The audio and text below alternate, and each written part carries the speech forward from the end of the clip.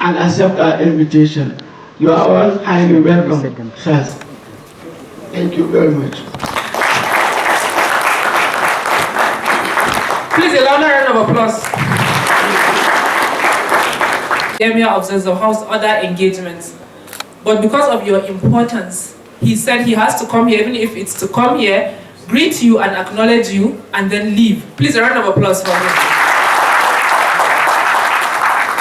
Ahmad, ably represented here by Professor Sanusi Ali Rafindadi, the Deputy Vice Chancellor, Advancement, Research and Innovation, to declare this conference open. A round of applause for him as he makes his way to the podium. On behalf of the Vice Chancellor, Professor Adamu Ahmed, who is away in Abuja attending to another important official assignment, I am here to represent him. But I must, as a duty, start by welcoming and appreciating Your Royal Highness, the Emir of Zazzau, Ambassador Dr. Ahmadu Bamali, CFR, for two reasons. First, he is one of the most important alumnus of this great university. And I know, having been with the Vice Chancellor, how much he revered this great father of ours. Two, for his commitment to the development and progress of Ahmadu Bello University. This we know. Since I assumed this position, I know how much Your Royal Highness has, one, been so proud of Ahmadu Bello University, two, so concerned with its progress, three, so committed to everything Ahmadu Bello University. He personalized Ahmadu Bello University in Zaria and is doing everything possible to see that he supports the management in moving the university ahead. So HOD, it is not surprising whatsoever when you receive what you receive as you ask His Royal Highness to please grace this occasion. So we thank you so very much, sir. And with that, I would like to welcome all our invited guests and all the scholars who are here for this important occasion, this conference, and would like, on behalf of the Vice Chancellor, declare this conference open in the name of Allah, the Beneficent, the Merciful. Please, a round of applause for him. And now I'd like to call on the chairman of the occasion, Professor Sheikh Ahmed Abdullah, who is a father to our fathers, who is a teacher to our teachers, who is ably represented here today by Professor Nasru Metrare, who is also a teacher of our teachers. Please, a round of applause for them.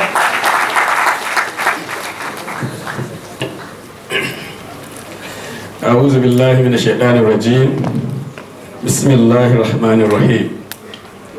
In the name of Allah, the most gracious, the most merciful. Your Royal Highness, the Emir of Zazzau, Ambassador Dr. Ahmad Nuhu Bamali, CFR, and before I move to the next personality, let me also specially recognize His Royal Highness. There is a saying that by their fruit ye shall, finish it for me, by their fruit and also by their timeliness ye shall know the leaders. And I can tell you that I have attended a number of occasions in this great university, both at Congo campus and here, where His Royal Highness is a guest. But I can't remember a single moment when he came late. He's always precise and on time. And I think as leadership in Nigeria goes, this deserves a special recognition and a special appreciation. Jazakumullahu khairan, Your Royal Highness. May you keep it up. The Vice Chancellor of this great university, ably represented by Professor Sunusi Rafindadi, the Dean of the Faculty, Dr. Oshazi Professor M. Babudo, the Head of Department, Dr. Sanun Ladan, the Chairman of the Organizing Committee, Professor Odiwa Malakai, our keynote speakers, the leadership of ICPC, lead paper presenters, our deans, professors, heads of departments, doctoral students, industry leaders, our dear students, good morning to all of you. I stand here to represent someone that cannot be easily represented, Professor Sheikh Ahmad Abdullah, who is a founding pillar of this great department. He will have given everything to be here, but unfortunately, he also has another prior commitment that makes it impossible for him to be in two places at the same time. And he has therefore asked me to represent him. He is the current Pro-Chancellor and Chairman of the Governing Council of IBB University Lapai. And as I speak to you, a council meeting is currently going on where he is chairing. And he has therefore asked me, as his former Vice Chancellor, to represent him. I will join the Head of Department and the Vice Chancellor of this great university to welcome all of you to this very important conference that is organized by the Department of Business Administration. Just like the Head of Department says, this conference comes at a very, very critical time when the questions that have been asked these days in management and even in entrepreneurship is no longer abstract or distant from our lived realities. In Nigeria, and indeed in most of the global south, rural economies remain the backbone of livelihoods, food security and social stability, and no sustainable development can take place without these very important sectors being taken into account. And unfortunately, they are often the ones that are least served by the formal finance sector. It is therefore highly commendable that this forum deliberately places rural finance and entrepreneurship at the center of scholarly inquiry, not just as a marginal topic, but as a critical layer for our social and economic prosperity in Nigeria. So, because His Royal Highness has a primary engagement, I will therefore quickly just end my statement by saying that we all know that the primary purpose of universities organizing conferences and doctoral colloquia is to advance knowledge, rigorously develop emerging scholars, and then link research to real-world challenges. And of course, in the process, we build academic communities and professional communities that shape not only our national discourse, but global scholarship in the end. This conference and Doctoral Colloquium therefore presents a very important opportunity for us as entrepreneurs, as financiers, as policymakers. We can collaborate on evidence-based solutions that promote access to finance, stimulate rural enterprise growth, and drive innovation in management practice. So, with that aspiration in mind, I look forward to a very vibrant debate, generous inquiry, and collaborative thinking that moves our great country forward. Once more, thank you all and God bless. You know, when fathers like Professor Mitrare speak, they stir up something in you that makes you want to be great. Well, you have the potential to do that because in this room today, you have so many examples that you can be like. As you just heard, the royal father of the day is also an alumnus of ABU, and you are students of ABU. Please a round of applause for yourselves. I'd like to call to the high table the Dean Faculty of Management Sciences, Dr. Bagudo. Please come and join us here on the high table. A round of applause for him. Also, I'd like to invite the Director, NAPRI, who is ably represented. The Head, Department of Finance also, Dr. Ibrahim Muhammad. Please a round of applause for him also. Ladies and gentlemen, as I earlier said, our royal father of the day, who is not just a father, he's an educationist.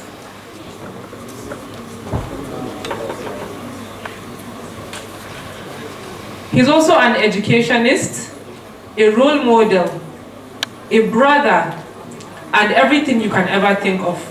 He has another paper presentation in Abuja, but still felt the need to be here with us today. So before his goodwill messages, as I earlier told you, he's also an alumnus of Ahmadu Bello University. I don't know if I have the oral right to tell the emir to stand. If I don't, as a student, I'm also an alumni of ABU, for me to read a few things about him. So with your permission, my father,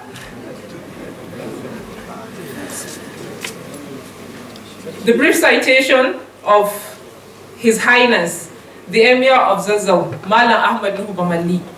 As tradition stands, he's supposed to stand, but I told you I have to seek permission before I can tell him to stand. A true daughter or a blessed daughter will not tell her father to stand up, right? So please excuse him for that. The Emir of Zazzau, Malam Ahmad Nuhu Bamali, CFR, is the 19th Fulani Emir of Zazzau Emirate. He is also the chairman, Kaduna State Council of Traditional Rulers. Not only that, he is the former Nigerian ambassador to the Kingdom of Thailand with concurrent accreditation to the Republic of the Union of Myanmar. Also the former commissioner, Kaduna State Independent Electoral Commission, CECOM, the former executive director of Nigerian Security, Printing and Minting. Former acting MD, CEO, Nigerian Security, Printing and Minting PLC. Ladies and gentlemen, Ambassador Ahmadu Bamali is an alumnus of Ahmadu Bello University, Zaria, Faculty of Law, Oxford University, United Kingdom, Harvard University, United States of America, Senior Chieftain Fellow at University of York, United Kingdom. He is also presently the Chancellor of University of Jos, the Chancellor, Capital City University, Kano, Greenfield University, Kaduna, and Huda University, Gusau. Ladies and gentlemen, the Emir of Zazzau, Malam Ahmad Nuhu Bamali. A round of applause for him, please.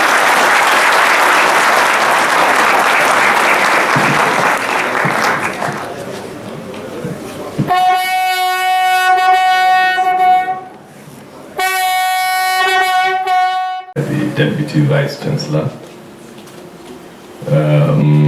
the chairman of the occasion, one of our teachers, Professor Sheikh Magajing Medinupi, ably represented by Professor Mitrare, other members of the high table, dignitaries, students, members of the Emirate Council, and then especially the anchor person, the MC of the event. Assalamu alaikum. First, I'd like to apologize, that I have to take my leave immediately after this short remarks. Reason being, I have a paper to present at 1 o'clock in Abuja, inshallah. And why I didn't leave for Abuja since yesterday, as other members of, the board that I chair, is because of this event.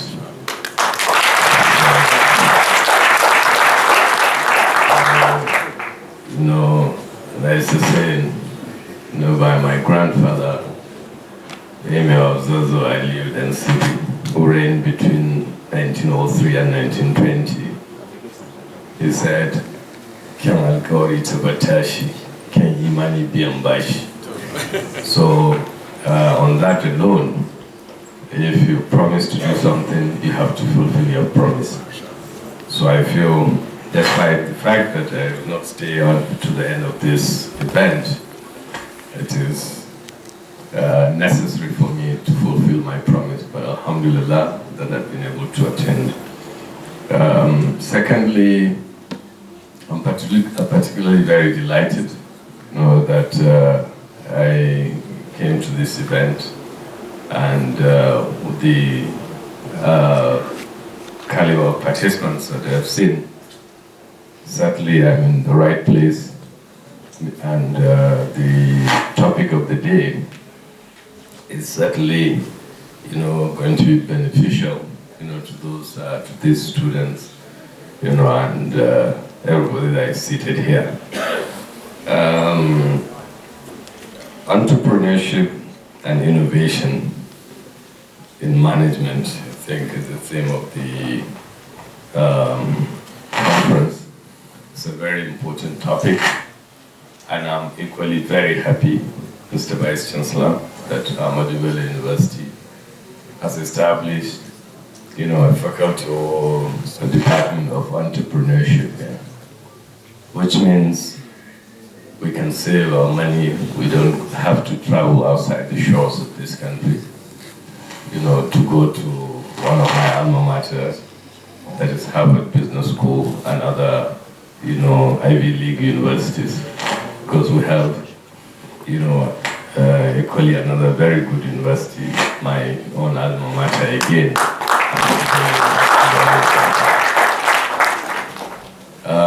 Why I'm very particular about, this department, despite the fact that I studied law in ABU and then I did my master's in diplomacy,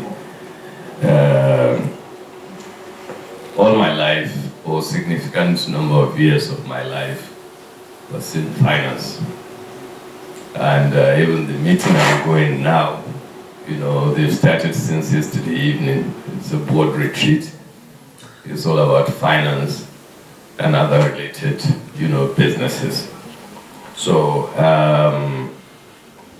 we're in a generation now that we have to be very independent, be on our own,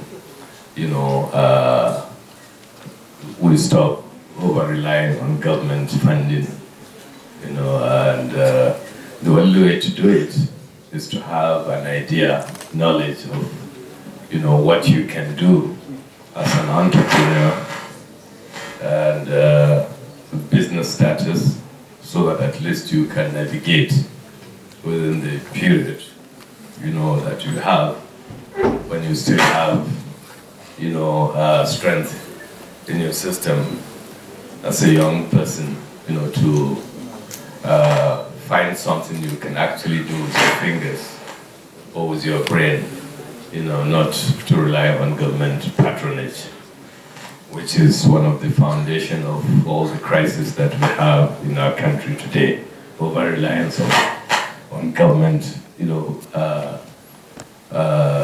funding or government institutions. So entrepreneurship, I believe, is something that Nigeria, given our population, we have to wake up to our responsibilities, advise the young ones. For us, I think we have reached the border. First, in the next few months, I will be 60 years. So,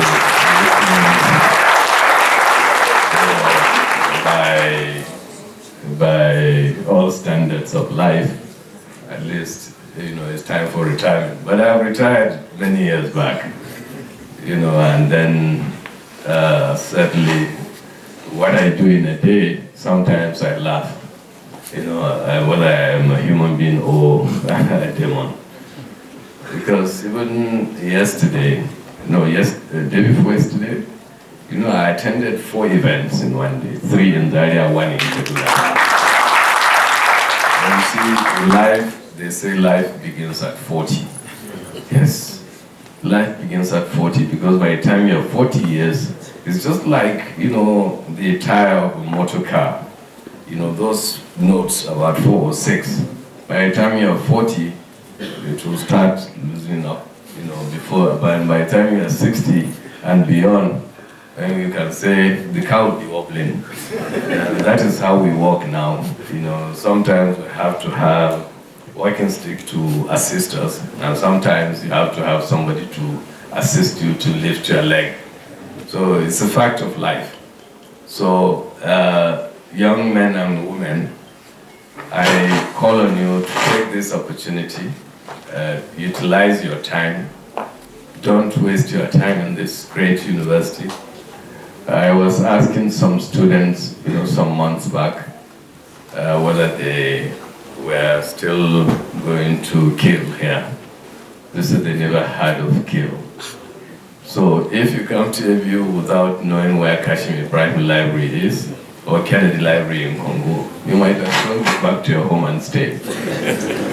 So this is the disaster in your time now, because in our time, not too long ago, I came to ABU just a month before the coup in 1983. That was when I exactly enrolled into Ahmadu Bello University on the 24th of November 1983, before the coup of Sheikh Shagari. So you can see it's not too long, that we enrolled here. But you see, we did our best, to the best of our abilities. And then I came back after 12 years, to do my master's here in Samaru. So, and I still feel very delighted. And even the master's degree, I was here in 2001. Actually, I started just a week before the passing of my father. So, 2001 to date, it's about 24 years, I think. So it's a long time if you look at it. Most of the students were not even born, so it is necessary, for you to, and they say the illiterate of the 21st century, the he who is not ready to learn, relearn, and unlearn. So that is the reason why, we always call on you people and those that cares to listen, that you have to continuously, sharpen your skills, revise what you have been taught previously.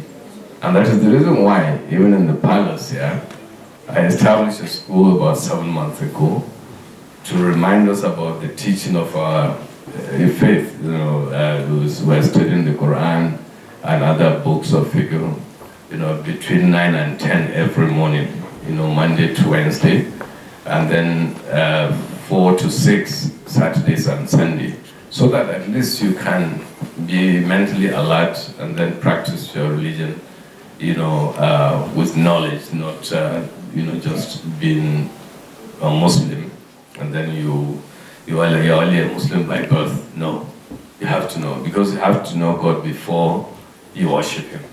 So if you don't know Him, you're just wasting your time. So I'm calling on you to please take advantage of your age, take advantage of your being here, and take advantage of these fantastic people on this table. For anybody to be a professor or a doctor, certainly is not stupid. So take advantage of them while you're still around. They'll be very scarce by the time you are out of here, to get them. And you have to thank them immensely, almost all the time, for the knowledge they're imparting on you. And then, of course, you have to be very clever. I didn't do MBA, but I did GMP in Harvard Business School. The GMP we did is like 1.5 years, compressed in 5 modules.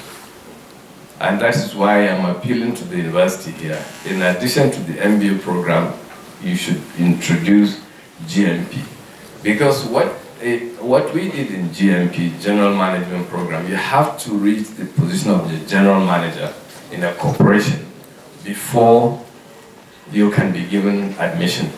And even Harvard, they only give about 30 to 33% of the applicants admission to go for GMP.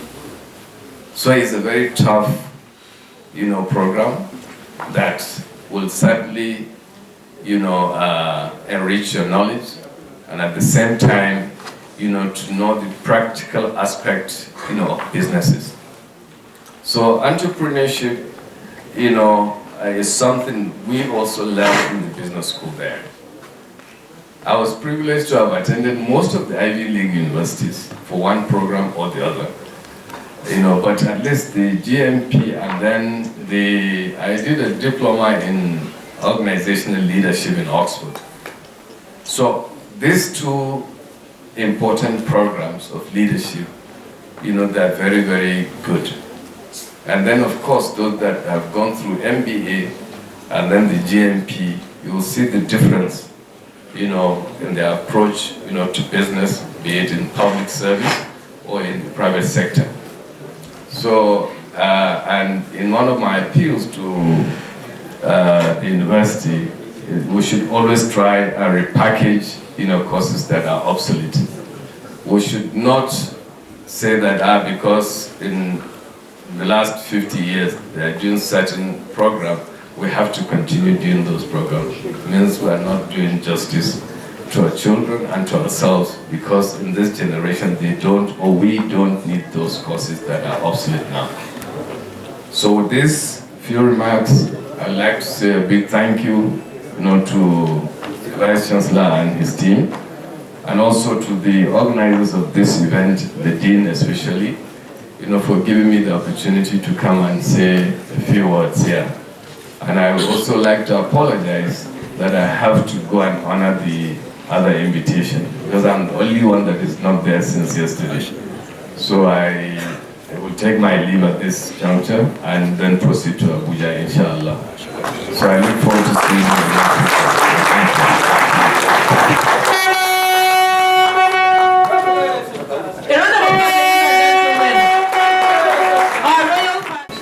Your Highness, sir, I am presenting this on behalf of the Vice Chancellor and on behalf of the Department of Business Administration as an award of excellence to Your Royal Highness Ambassador Ahmadu Bamali, CFR, the Emir of Zazzau. Thank you.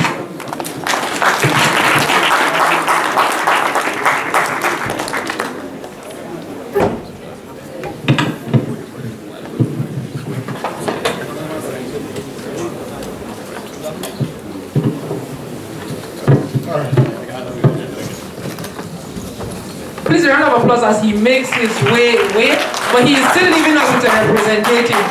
Thank you very much, sir, and wish you a safe journey. Ladies and gentlemen, I'd like to call for our keynote address. I want to invite the chairman ICPC, Dr. Musa Adamu Aliyu, who is ably represented here today by Dr. Sakaba Ishaku, who is the resident anti-corruption commissioner for Kaduna State. A round of applause for him, please.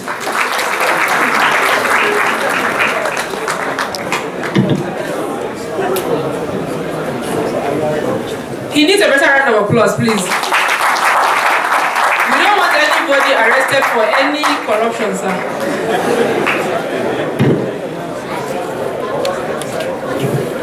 The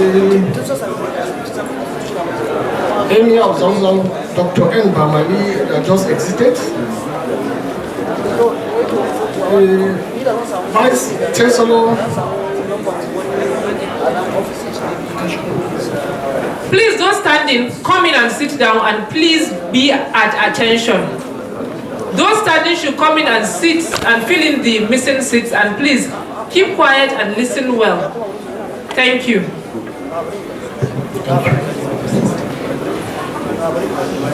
The Vice Chancellor, Professor Adamu Ahmed, presented by Deputy Vice Chancellor here, the Dean of the Faculty, the HOD,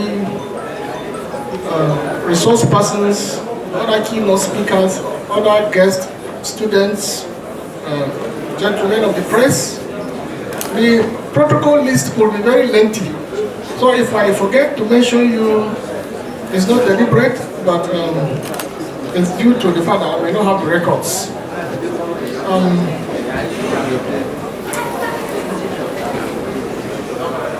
My chairman, Dr. Musa Aliu, was supposed to be here as the keynote address was assigned to him, the keynote speaker. However, today he's supposed to appear before the National Assembly for budget defense. So he has actually asked me to come and present whatever he was supposed to come and present himself. So I also render his apologies for his inability to be here. You know, all these people, the Emir was saying here, commitments upon commitment. Just a few days, within this month, he has been either in one program or the other. So I wonder where the energy is coming from for all those things. Sometimes you have to prepare the paper yourself, and then moving to the spot to come present it is also another doubting challenge. However, I he will be able to navigate the muddy waters of this nation. It is important to stand before you. I've also observed something here that somehow I'm a little bit stoned, because I discovered that gender balancing, so much women in this department or faculty, is there a transformation in the norms? It's like the women gender outweigh the men. The men are running into businesses and other things, allowing the women to come and get educated. I don't really understand. I know when I was in ABU, I was in fast then. I left here around 1993, after the IBB Wahala. Some people that were here, those lecturers that have been here for long should be able to attest to that. And we had some little delays due to problem of Babangida must go. What was it then? After the annulment of the June 12th, there were a series of trouble in the country. The country almost balkanized. So somehow we had some little delays before we graduated. Then later I came back from Miat again in 2006 to care about. But afterwards, I never returned back to ABU. When I came, I saw a lot of differences. So much transformation.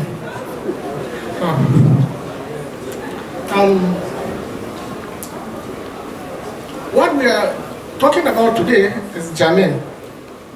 But before I proceed to reel out what my chairman has asked me to come and deliver, let me just make a little remark.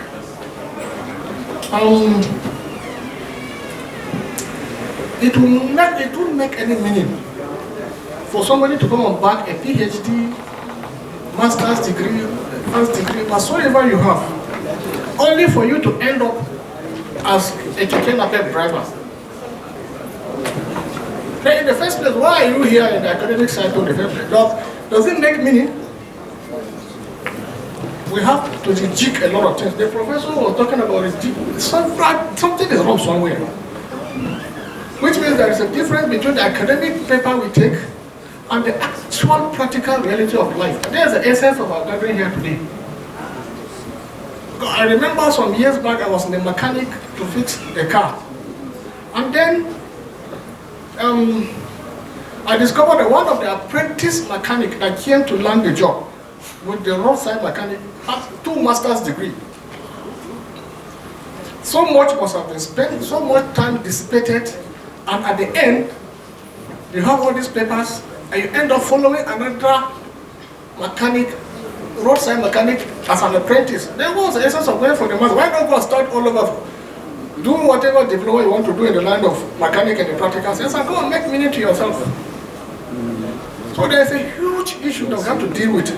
And as the presenters will come and say whatever they're supposed to say, a whole gamut of issues will come to fore. ranging from security challenges that we are faced with, interest rates, bank interest rate for entrepreneurs, and several other things. But at the head of it all, we have to mind the integrity, because dishonesty has so much done damage to our nation. You are speaking with somebody, he's speaking from both sides of his mouth.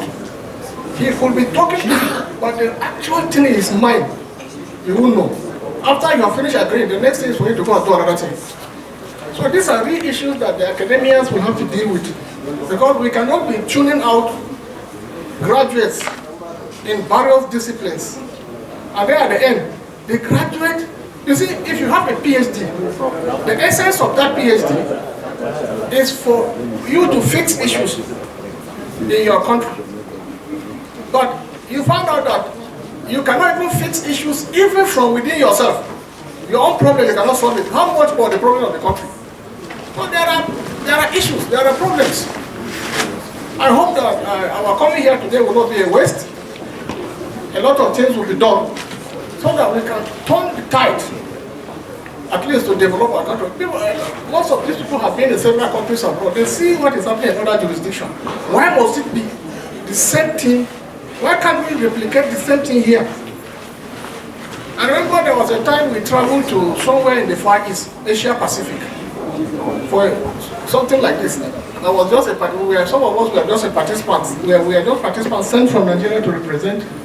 At the end, the hotel we lodged very early in the morning. Before we proceed to the conference hall, they said there was complimentary breakfast. So myself and some of my colleagues that left here, some from Tanzania, Kenya, and the rest, on getting to the cafeteria for the complimentary breakfast in the morning before we proceeded to the restaurant, we were met with, if you see, volumes of varieties of foods that were presented. Then my colleagues were saying, that these people have captured food. Food is no longer their problem. Then some of us were saying, if they have captured food, it means they have captured, because that's the foundation. So, entrepreneurship is actually the engine room of development, science and innovation. But can you actually invest and progress with the security challenges, with all these other problems that I may not even know? So these are issues that we really have to fix to be able to get our nations moving, and so that we'll be able to wriggle ourselves out of poverty. Otherwise, the poorer a nation is, the more you have difficulty in controlling human beings, and the more you have difficulty in administering security and other things, even education itself. So our education should be tailored towards, just like the Prof was briefly stating, education should be tailored towards addressing immediate and remote issues that bedevil your nation, not just to acquire a certificate for the purpose of status or something. It can't get us anywhere. So our research should always link real-world development, as it has been stated. Right. Let me proceed to what the chairman has said. Dr. Musa Ahmadu sent his apologies. He is busy going to defend our budgets. The keynote address by Dr. Musa Ahmadu, son, Honorable Chairman, Independent Corrupt Practices and Other Related Offenses Commission, ICPC, at the International Conference and Doctoral Colloquium held at the Department of Business Administration, Ahmadu Bello University, Zaria, on Tuesday, 10 February 2026.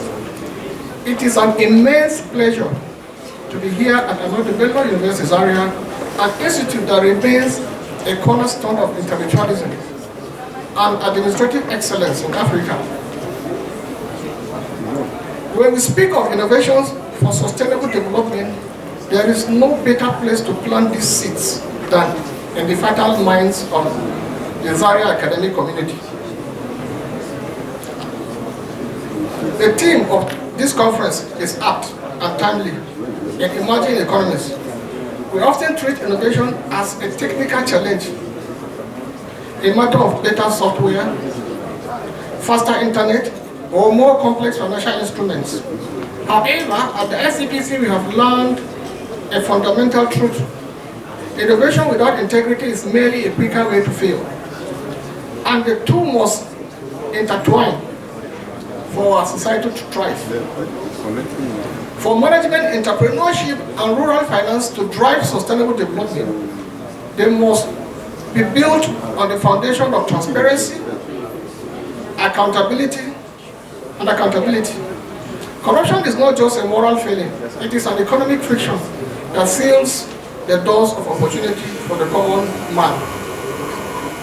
In management research, we often focus on efficiency, but I ask you, can the system be truly efficient if it is opaque? Modern entrepreneurship in Nigeria faces a corruption tax. When an entrepreneur must pay a bribe to secure a permit or get a loan, the innovation is stifled. The SCPC is working to change this by advocating for transparency by design.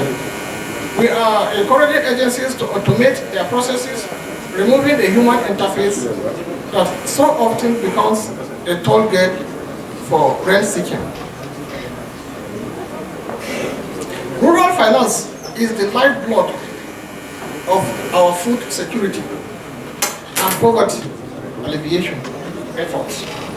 However, this sector has historically been a target for budgetary hijackers. The ICPC have evolved a strategy to protect these vital funds. Our approach is no longer just to wait for a whistleblower. We are proactively monitoring agricultural grants through one, the CIEPTI, that is the Constituency and Executive Project Tracking Initiative Framework. That one is something that many people may not even know about it. We have a particular program at ICPC where we call it the Constituency and Executive Project Tracking Initiative, where we monitor grants, constituency grants that are given to members of the Senate and as well as the Parliament.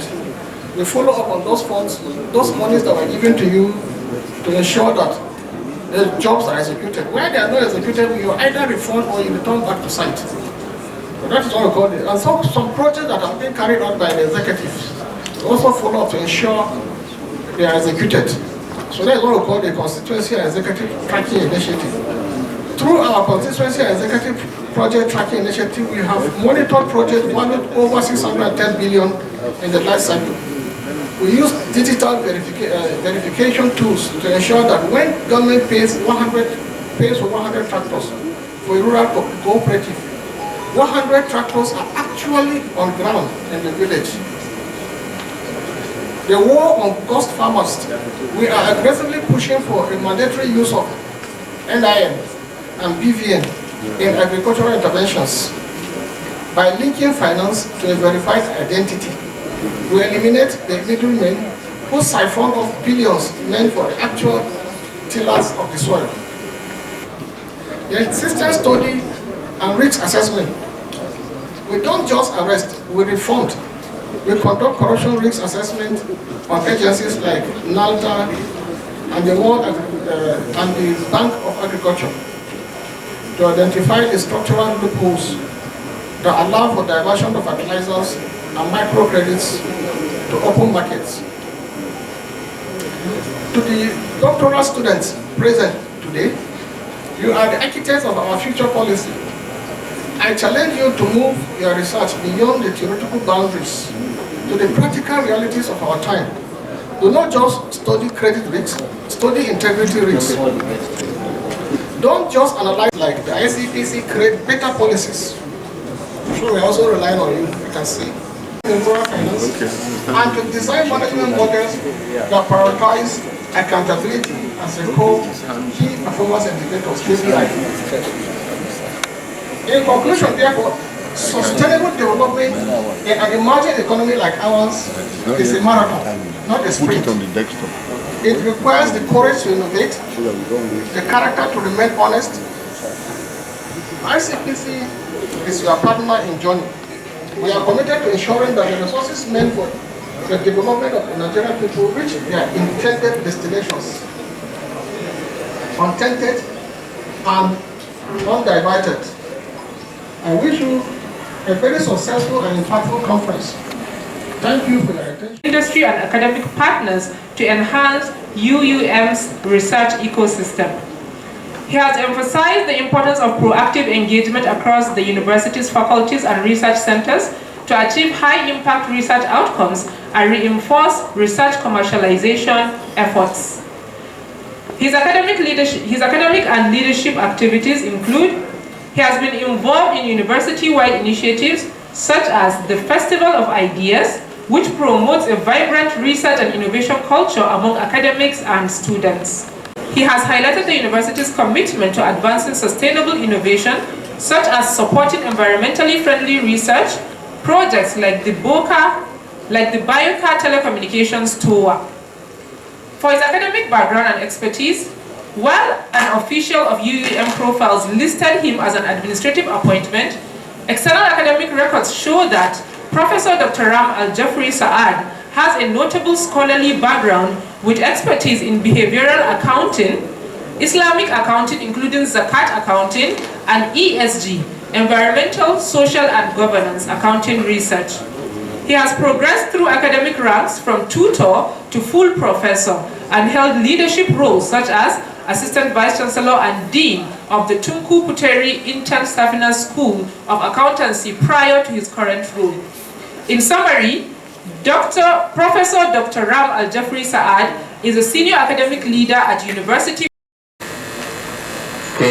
Colleagues from our host university in Zaria, Nigeria, fellow researchers and practitioners in the field of management, finance, accounting, and entrepreneurship.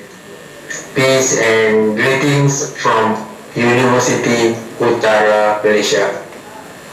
It is a profound honor to address this international conference on management, entrepreneurship, and social finance. Today, we stand at a unique crossroads. While our geographical locations differ, one in Southeast Asia and the other in West Africa, our economic heartbeats are remarkably similar. Both Malaysia and Nigeria rely heavily on the resilience of small, medium enterprise or SMEs and the bargaining spirit of social enterprise. We are currently navigating a post-market crisis, a period of sustained instability. Traditional financial systems are often too rigid for the agile, impact-driven nature of social enterprises. As a professor of accounting, I see a gap, not just a funding gap, but an accountability and measurement gap. Today, let us explore together how digital social finance can be the bridge that empowers our local heroes, which is entrepreneurs. Social finance, actually, it is not a charity. It is a mobilization of capital that requires a financial return alongside a measurable social or environmental impact. For example, in Nigeria, SMEs contribute nearly 50% of the GDP. In Malaysia, they are the backbone of our Madani economy. Yet, according to the World Bank, the credit gap for SMEs in emerging markets remains in the trillions of dollars. Why? Because traditional accounting focus on tangible assets and historical costs. Social enterprises often possess as social capital, plus community impact and sustainability, which doesn't show up on a standard balance sheet or standard of financial position. That is where the digital element becomes a game changer. Technologies or tools or artificial intelligence tools such as fintech, blockchains, AI, we have Gemini, we have ChatGPT, are not just buzzwords. In Malaysia, we have seen the rise of equity crowdfunding and peer-to-peer lending regulated by the Securities Commission. Similarly, Nigeria fintech ecosystem is one of the most vibrant in Africa. Digital platforms allow us to democratic investment, allowing a teacher, for example, in the northern of Malaysia, in the state of Kedah, or a trader in Lagos to invest small amounts into a social mission they believe in. As accounting professionals, our role is evolving. We are no longer just being counters. We are value narrators. We are value creators. In digital social finance, we must implement SROI or SROI with the meaning of social return on investment. We are not talking about return on investment only, where we are talking about finance and so on. So now we move to the second or the new thing, such as SROI or return on values, social return on investment. If a Nigerian social enterprise provides clean water using a digital micro loan, how do we record that value? We must integrate non-financial KPIs into our reporting frameworks. We need to advocate for integrated reporting, where the social and relationship capitals are given equal weight to financial capital, fair and square. That is why the role of accounting play a very significant role in order to determine the success or failure of digital implementation in SMEs.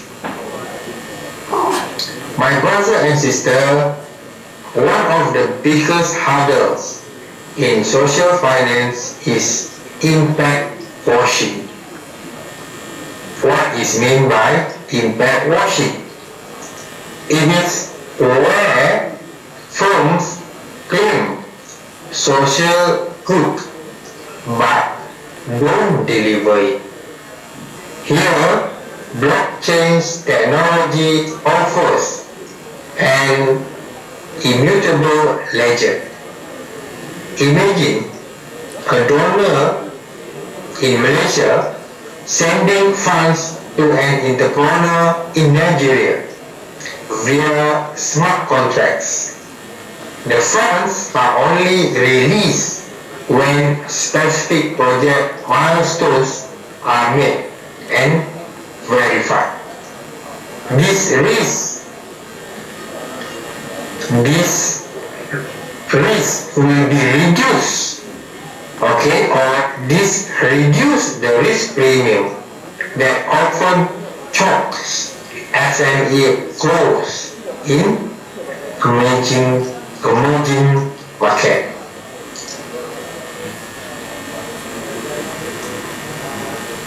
In Malaysia, we have successfully integrated Islamic social finance.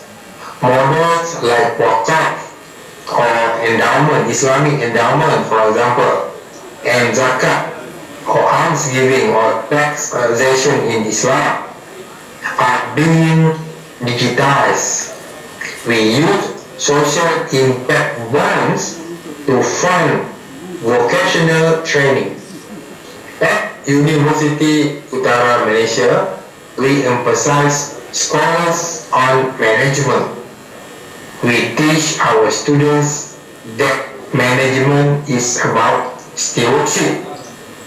We have seen that when finance is aligned with ethics, with adab, with moral, default rates actually drop. Nigeria has the largest population in Africa and a youth demographic that is incredibly tech-savvy. By adopting digital social finance framework similar to the Malaysian regulatory sandbox model, Nigeria can unlock billions in dormant capital. The synergy between our two nations lies in knowledge exchange or knowledge transfer. We share similar challenge of financial inclusion and rural development. To conclude, I propose 3 pillars for our shared future. Number 1 is standardization. We need a unified accounting framework for social finance in emerging economies. We work together, we cannot work silo anymore. So, for example, like what we did today, when we have this platform to share ideas, that is, to me, a good starting point for us to move. We must try to discuss, to bring this idea to the implementation stage, where at the end we have what we call a unified accounting framework for Malaysia and Nigeria and other emerging economies countries. The second one is digital literacy. We must train our entrepreneurs not to just manage cash, but to manage digital financial data. I repeat, to manage digital financial data. This is what has been lacking, that our entrepreneurs need not to just have the technology, but the most important thing is to understand and to know how to use that data, especially when it comes to the decision making about the business. Number 3, cross-border collaboration. Conferences like this should be the starting point for joint research between Malaysian and Nigerian university. At UAM, we are ready to have a collaborative research with Ahmadu, Bello University. If there is a fund, or maybe we can have a focus group discussion after this, so that we can come out with a good proposal that benefited both countries, Malaysia and Nigeria. And at a university, we are the game changer. We want to change our entrepreneur to become a good and successful entrepreneur in the future. As a conclusion, let me recap what has been discussed from the early of this presentation. Finance is the fuel, but social purpose is the compass. As we move forward, let us ensure that our digital tools are used to build a more equitable and sustainable world for the next generation. Thank you once again to the organizers in Ahmadu Bello, Zaria, Nigeria for this platform. I look forward to our future collaborations. Terima kasih and thank you for your time attention. Wabillahi taufiq wal hidayah. Wassalamualaikum warahmatullahi wabarakatuh. A scholar in leadership, procurement and supply chain management. He attended Government Science Teachers College, Bakura, Sokoto, in present-day Zamfara State. He is a marketing graduate with a second-class upper division degree from Enugu State University of Science and Technology, ESUT. Professor Samaila holds a diploma in mass communication from the University of Jos, a professional graduate diploma in public relations from Business Education Examination Council, Lagos, and an MSc in mass communication from Benue State University, Makurdi. He also holds a postgraduate diploma in distance education from the National Open University of Nigeria. Professor Samaila earned a postgraduate diploma in public relations, an MSc and an MBA in marketing from the University of Nigeria, Nsukka, Enugu campus, and a PhD in business administration from Igbinidion University, Okada, Edo State, Nigeria. He briefly served as the director of the Center for Human Resource Development, CHRD, Kaduna. He is the immediate past dean of the School of Postgraduate Studies, during which he served as the honorary secretary of the Committee of Provosts and Deans of Postgraduate Colleges of Schools in Nigerian universities. He equally coordinated the Noun Business School. He was the former vice president of the Academy of Management in Nigeria.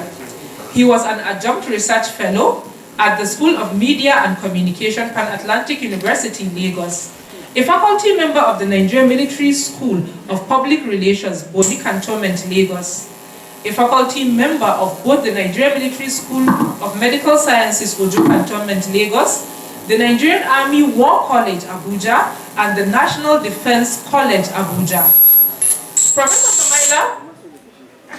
Professor Samaila was the head of the Department of Mass Communication at Igbinidion University, Okada, where he served as the sub-dean, College of Arts and Social Sciences.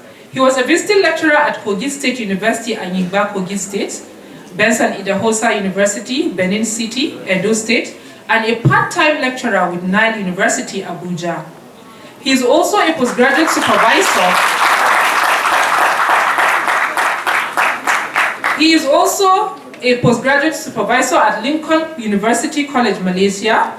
Before venturing into academics, Professor Mende practiced journalism early in his career with Newswatch Communication Limited. He has served as chairman and member of panels of the National Universities Commission, NUC, on program accreditation and resource verification for some universities in Nigeria. He has also assessed people on professional cadre at some universities in Nigeria and abroad.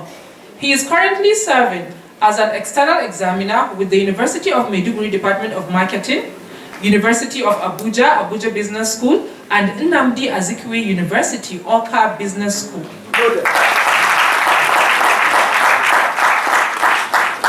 He is also a chairman and member of the peer review in the University of South Africa, become honors in marketing in 2024, and a part-time lecturer with Miva University, Abuja. Professionally, he is a fellow of the National Institute of Marketing of Nigeria, FNIMN, fellow of the Nigerian Institute of Public Relations, FNIPR, a fellow of the Nigerian Institute of Management, FNIM, a fellow, registered practitioner in the Advertising Council of Nigeria, FRPA, a fellow, Institute of Management Consultants, FIMC, and an accredited management consultant of the Center for Management Development, CMD. Been talking on phone for some engagements. I'm talking about Professor Nasru Meturare. You are welcome, sir, and good morning once again.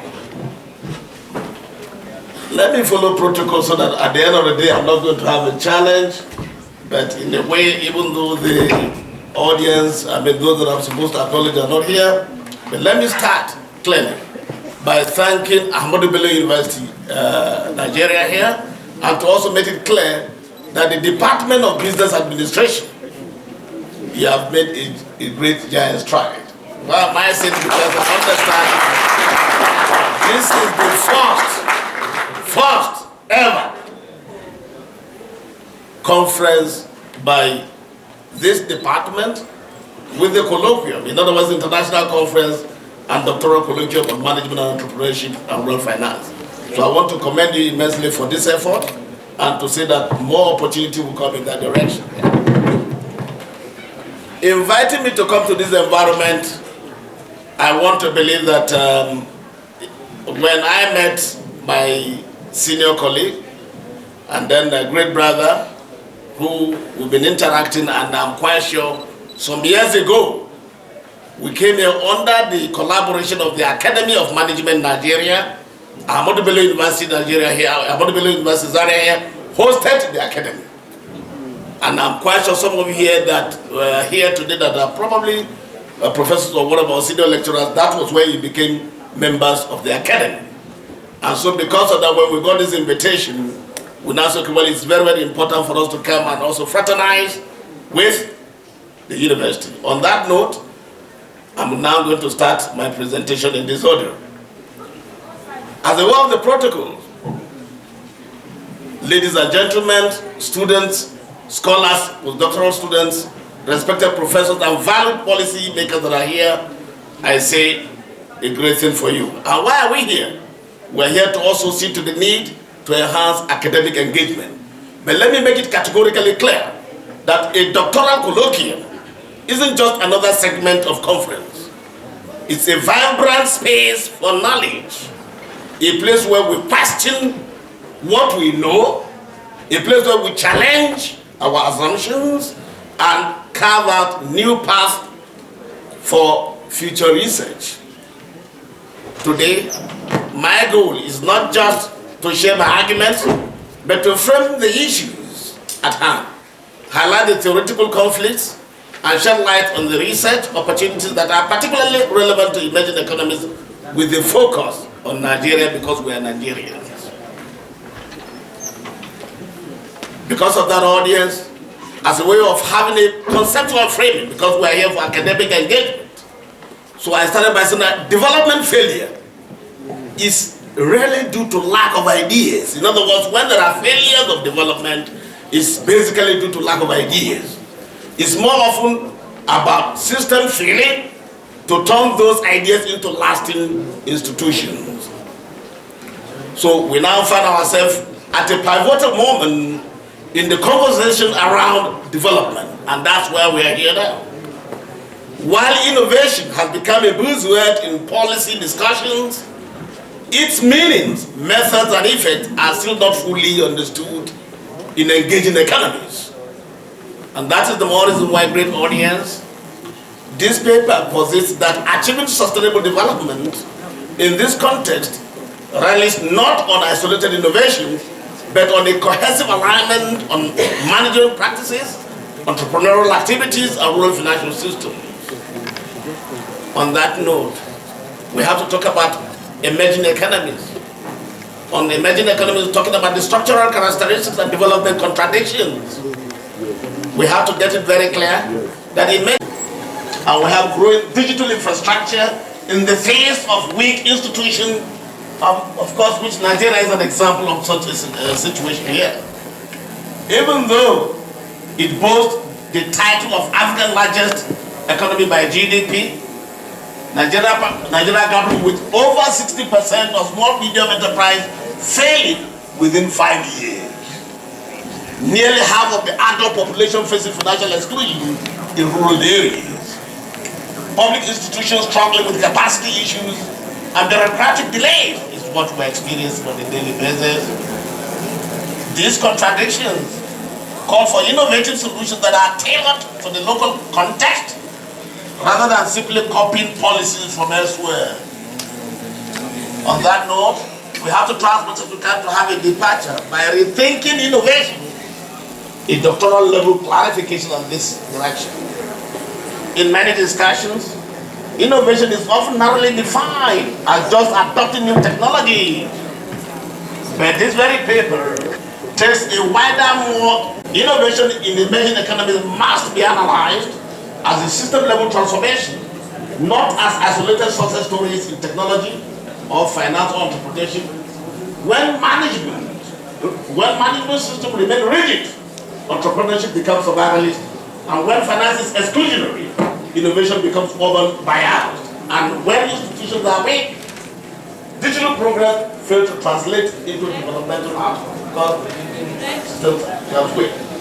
On that note, innovations in management, entrepreneurship, and rural finance are not parallel tracks, but natural, but mutually reinforcing components of a single development system. Innovation as institutional configuration. Innovation involves, in this case, creating new combination of rules, practices, relationships, and incentives that enhance system performance over time. The entrepreneurial processes and indeed financial inclusion frameworks. Reconceptualizing innovation for doctoral inquiry here. Innovation beyond technology. In doctoral terms, innovation must be understood as institutional innovation, where we talk about rules, norms, and governance, and then at the organizational level, at the doctoral inquiry level, we talk about management systems and leadership logic. And then at the economic innovation, where we talk about new value creation pathways. And then the financial innovation angle, we talk about the financial assets, the financial risk sharing, as well as the financial intermediation. This perspective, great participants, great audience, doctoral scholars, aligns with new institutional theory, systems thinking and development state literature, moving the discourse away from technological determinism. Innovations in management, looking at it from administrative control, heavy reliance on centralized authority. In other words, the approval must come from above. I remember when last week ago I was having an engagement with some Air Force officers who came from Ghana, and I was invited to be one of the guest speakers for them in the Air Force program and all that. And at the gathering, and I said, okay, we have to do this. They say, no, sir, we have to wait for the approval from that angle. So I asked, okay, this is not giving room for what? Innovation. So the problem here, so because we're talking about centralized authority, rigid procedures, performance metrics that focus solely on input, unfortunately, these traditional models just don't cut it into this fast-paced world. It's not possible anymore, which is now filled with what? Uncertainty unexpectedly, informality and gaps in institutions are now coming up on a daily basis. On that note, contemporary management innovations are now critical. That's what we're looking at from this angle now. What are those emerging economies that are experiencing within? We'll now be talking about adaptive public management. In other words, you've got to adapt to public management, and the management of today, we're now talking about what? Data-driven governance. Any governance that is not data-driven, of course, will now be traditional approach and all that. So data-driven governance. And we're talking about result-based performance contracts, as well as hybrid public-private delivery models. In Nigeria, reforms in digital tax administration, which we are now going through left and right, where you hear, even in terms of the difficulty in handling of the act, this one being expunged, this one not being expunged. These are all challenges because of the way things are. Fintech regulations and procurement transparency reflect early managerial innovation, though scalability remains uneven. Emerging managerial innovations, great participants. Some of the key innovations we are seeing include adaptive management, a process of making decisions interactively using feedback loops. Agile governance, where we now talk about a shift towards decentralized authority, where we now pair with accountability mechanism, which are key things that we all have to try as much as can to look at that in that angle. Then digital management system, a great participant, we need to understand at that angle we're leveraging data in the area of planning, in the area of monitoring, in the area of evaluation. And so taking Nigeria for example, the regulatory innovations in fintech and telecommunications shows that when managerial flexibility meets regulatory oversight, it can really boost performance in those sectors. Now, management innovation as the coordinating mechanism, when we're now talking about management innovation as the coordinating mechanism in what we're now talking about, management innovation is positioned as what? As the coordination engine of the development system. And so without adaptive management, entrepreneurship will lack scale and productivity. Of course, finance mislocates risk, and then rural development intervention fail to sustain impact in Nigeria. So we need to understand that the public sector reforms and private sector organizational experiment show that managerial quality determines whether innovation diffuses or even it stagnates. Thus, management innovation is not an administrative concern. It is the institutional glue linking entrepreneurship and finance to sustainable outcomes. Now, talking about entrepreneurship in emerging economies now, moving beyond necessity and now survival. The prevalence of necessity-driven entrepreneurship in Nigeria, where we all live together, economists are now looking at it clearly, because we now look at it that, yes, there is a large chunk of entrepreneurship that is now indeed stemming from unemployment rather than a spark of opportunity. And this now leads to low levels of investment, limited innovation, and slow growth path.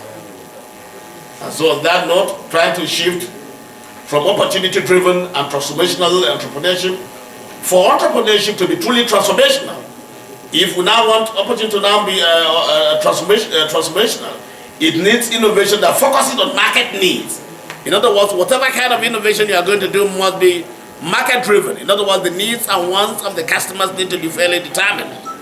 Then, of course, the business models that can scale integration into existing value chain. So we all have to try as much as we can to see how that will now move on to. The rural finance, the structural bottleneck of sustainable development and persistent rural financial exclusion. Even with the reforms in the financial sector, rural communities still struggle. Struggle for what? Because of high transaction costs that we go through these days, and then weak collateral system, information gaps, low levels of financial literacy.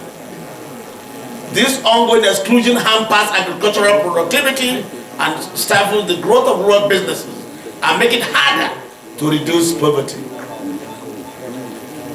What are the needs for innovation in rural finance, which is also key here? There are some exciting innovations on the horizon, such as agent banking models, fintech-driven microcredit, and lending through cooperatives, blended finance options for agriculture, and which all have to try as much as we can to see it's important. Rural finance as the inclusion mechanism. Rural finance is presented as equity and inclusion pillar of the system. And so because of that, financial innovation does not reach rural and informal sectors, deepens inequality, concentrating innovation in urban centers, and weakens national development impact. Thus, rural finance innovation completes the system by broadening participation. And so on that note, Rural finance has equity and legitimacy. I need to let us understand clearly that if innovation in management and entrepreneurship do not reach rural and marginalized population and development remains exclusionary, policy credibility will also be eroded and sustainability will also be weakened. This point strengthens the moral and developmental authority of this discussion, which lead to doctoral debates in the area of inclusion and excellence. The human capital, managerial skills and leadership development. Innovation ecosystem collapse without human capacity. Emerging economies face acute deficit in the area of strategic management skills, financial literacy, innovation leadership, and system thinking. How do we integrate integrated management system, entrepreneurship, and rural finance as a system for our framework? The main idea for this paper is that when innovation is fragmented, the results are also fragmented too. Sustainable development happens when managers create adaptable institutions. In other words, when those institutions are adaptable, when also entrepreneurs generate scalable value, and when financial systems distribute capital in an inclusive way. This system approach pushes back against isolated policy, which will also lead to emphasize the need of collaboration across different sectors. Policy and institutional implication for the emerging economies. Are there policies that we need to have for Nigeria and similar economies that will come up? Innovation policy need to shift from just talking about it to actually doing it. It's not just for us to be talking about the policy, but rather let's move towards doing it. Building institutional capacity is just as crucial as securing funding. Rural development should be a key focus, not an afterthought in national strategies. Government should act as facilitators of ecosystem rather than just regulators. What are the comparative lessons from other emerging economies? Nigeria experience resonates with development in other emerging economies across Africa, Asia, and Latin America, and looking at the comparative evidence shows that countries with strong institutional coordination outperform those with fragmented reforms. Rural finance integration enhances enterprise survival, and adaptive management improves policy resilience, and comparative doctoral research enriches local insight while avoiding uncritical policy transfer. Now the doctoral colloquium imperative, moving from description to now explanation. A critical presentation point here is that the distinction between what innovation exists, which we need to know as doctoral students, and why do they succeed or fail, that calls for the person. And that's why this paper explains the challenges on doctoral scholars to move beyond the descriptive account of fintech, entrepreneurship, or reform towards explanatory, informed analysis. And I want to believe that this aligns for the purpose of the doctoral colloquium, and which will also try as much as we can to see towards having a better understanding in that direction. Are there implications for doctoral training and scholarship? Because this kind of engagement is for doctoral training. No doubt about it. This is your topic, this is your theme that we're now talking about. You know, it's important. It brings up important methodological and theoretical questions for doctoral students. What are those angles? There is need for mixed method research. Theory should be built in context rather than just replicating existing models. There should be a stronger connection between academia and the real world policy practice, like we talked about earlier, not just for us to be operating in the academia, but rather to be involved in the real world practice and see how things will be. The doctoral research in this area should aim for more than just publication. It's not just the publication alone, but rather for us to strive to solve real societal problems. As a way of recommendation, I need all of us to understand that for sustainable development in the emerging economies, we need integrated innovation framework. Policy making that is evidence-based and sensitive to context, and then strong collaboration between academia, industry, and government. And then, of course, ongoing mechanism for institutional learning. As a way of conclusion, Sustainable development isn't just about making a few changes here and there. It's about what? Creating systems that can learn, adapt, and stand the test of time. And that is what I want to believe the department has commenced already with this Maiden International Conference. In emerging economies, innovation in management, entrepreneurship, and rural finance can pave the way for what? Inclusive and resilient growth. But for innovation to truly, make an impact, it needs to be systemic, not haphazard. It needs to be well coordinated, not scattered, and need to be well tailored, not just choosing from different directions, so that you'll be able to meet up with the local context expected. The Nigeria's journey, in this case, the Nigeria's journey highlights both the potentials are there, no doubt about it, and the challenges that come with the reform.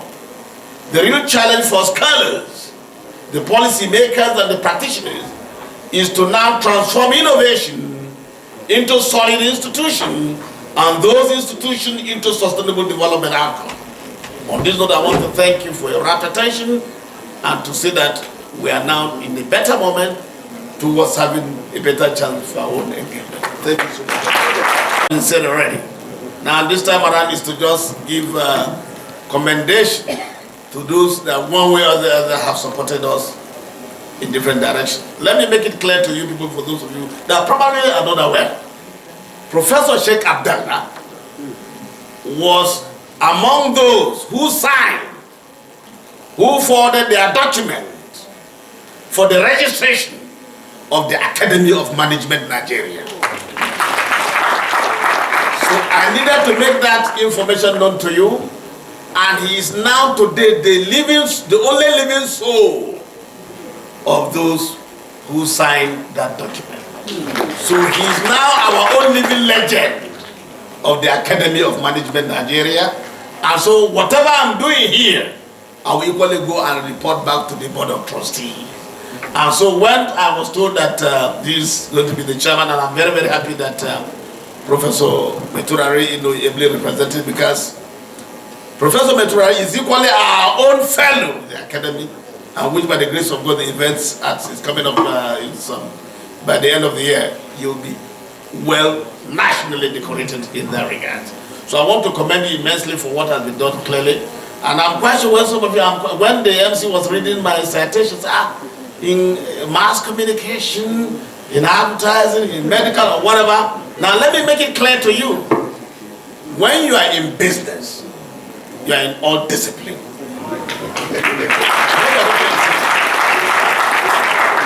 If you are in business administration, get it clear, if you are in business administration, you are in all discipline. Because now what makes you to be in all discipline? I need to let you understand that there was a discipline called management. Management as a discipline got married and gave birth to some children. And who were those children? One is business administration, accounting, banking and finance, and natural science and marketing. Now so that you'll be well informed, because I'm quite sure when the MC was doing that, some people say, how, where? So I needed to give you the base so that you know, advertising and promoting the faculty and the department, because this is what is going on here. So marketing as a discipline that gave birth to also, if you remember, 4 keys at the initial stage. And who were those 4 keys? Those they talk about the 4 P's. They talk about the product, the price, the place, and the promotion. I need to let you understand so that you understand where you are. Now, among those keys of marketing, where we have promotion there, isn't it? Now, when you pick promotion, as you are with your phone right away, just type the word promotion and see what are the other keys that will come under promotion. You definitely see advertising. You definitely see public relations. You definitely see personal selling. You definitely see exhibition. And once you are into advertising, you are into communication. Am I right? Yes, sir. And once you are into advertising, you're into communication. And the person who is into communication, what is he doing? Is either communicating through the radio, television, newspapers, or magazine. And but today we're now in the area of what? Social media. And so you can see that once you are in business, and you can now see the dimension, the epistemology, the way I've started, coming to the angle, and now give you a justification for you to understand that, yes. So stop this, so just hold on, because you need to understand this thing clearly, because I need to let you know, because our fathers are here. So they need to know, because when you see this thing, you begin to wonder, how? I've just told you about this direction. When I was in Benin, so you can ask us, I was the head of Department of Mass Communication. Now my students, some of them are in various channels, television, the direction. Now you begin to wonder, how did I get there? Given a justification of marketing, that marketing is what? Communication. In Zaria here, I remember when you started the Department of Mass Communication, I was invited as a guest speaker when the students, because the accreditation of the department, for them to have what they call the Advertising Regulatory Council of Nigeria, I led the team. So you can see the person who is in business is going to accredit what? Mass communication. So that took place. So that's to let you understand the way some of these disciplines are. And then maybe when you saw, okay, they talked about College of Medical Sciences or John Cantonment, you begin to wonder. In medicine, we're talking about what? Public health communication, public health marketing. Is marketing not there in health? Is marketing not in health now? So we're talking about medical services communication, medical services marketing. And then that's not the only thing. In our center here in ABU, I'm quite sure some of my students or some of those that we lecture together in the procurement here. Then where's the doctor? Yeah, you are here already. We met in procurement. So you now ask yourself, how come do we have procurement in marketing or whatever, or communication and marketing? Once you're into procurement, what are you doing? You're talking about purchasing. I don't know what I'm going to say. So once you do purchasing, purchasing is an aspect of what? Marketing. So you can now see the direction. So business is a great discipline. Once you're in business, you have made your heaven. And you can see that even our royal father, who came as an international relations person, was able to give kudos to business. And he has already instructed us on the need for us to come up with the program known as the GMP, which is the Graduate Management Program. Please, we need to take that because it's a money spinning thing that he gave us. So let us try as much as we can at the department to see how that will be, so that something can come in that direction. On this note, I want to thank you immensely for this, because I understand this is the first made colloquium organized by the department and under the chairmanship of Professor Malachi. I want to thank you immensely for your commitment and excellence. And what you have just done, it is showcasing, and then the result of your commitment, your togetherness and all that. And of course, the friends that I have, Professor Nasiru, and then the Dean of the Faculty, Bagudo. I want to thank you immensely, and to see that in every business administration is the flagship of all that business program, particularly in the northern part of Nigeria and even in Africa globally. On this, I thank you so much, and may God bless you.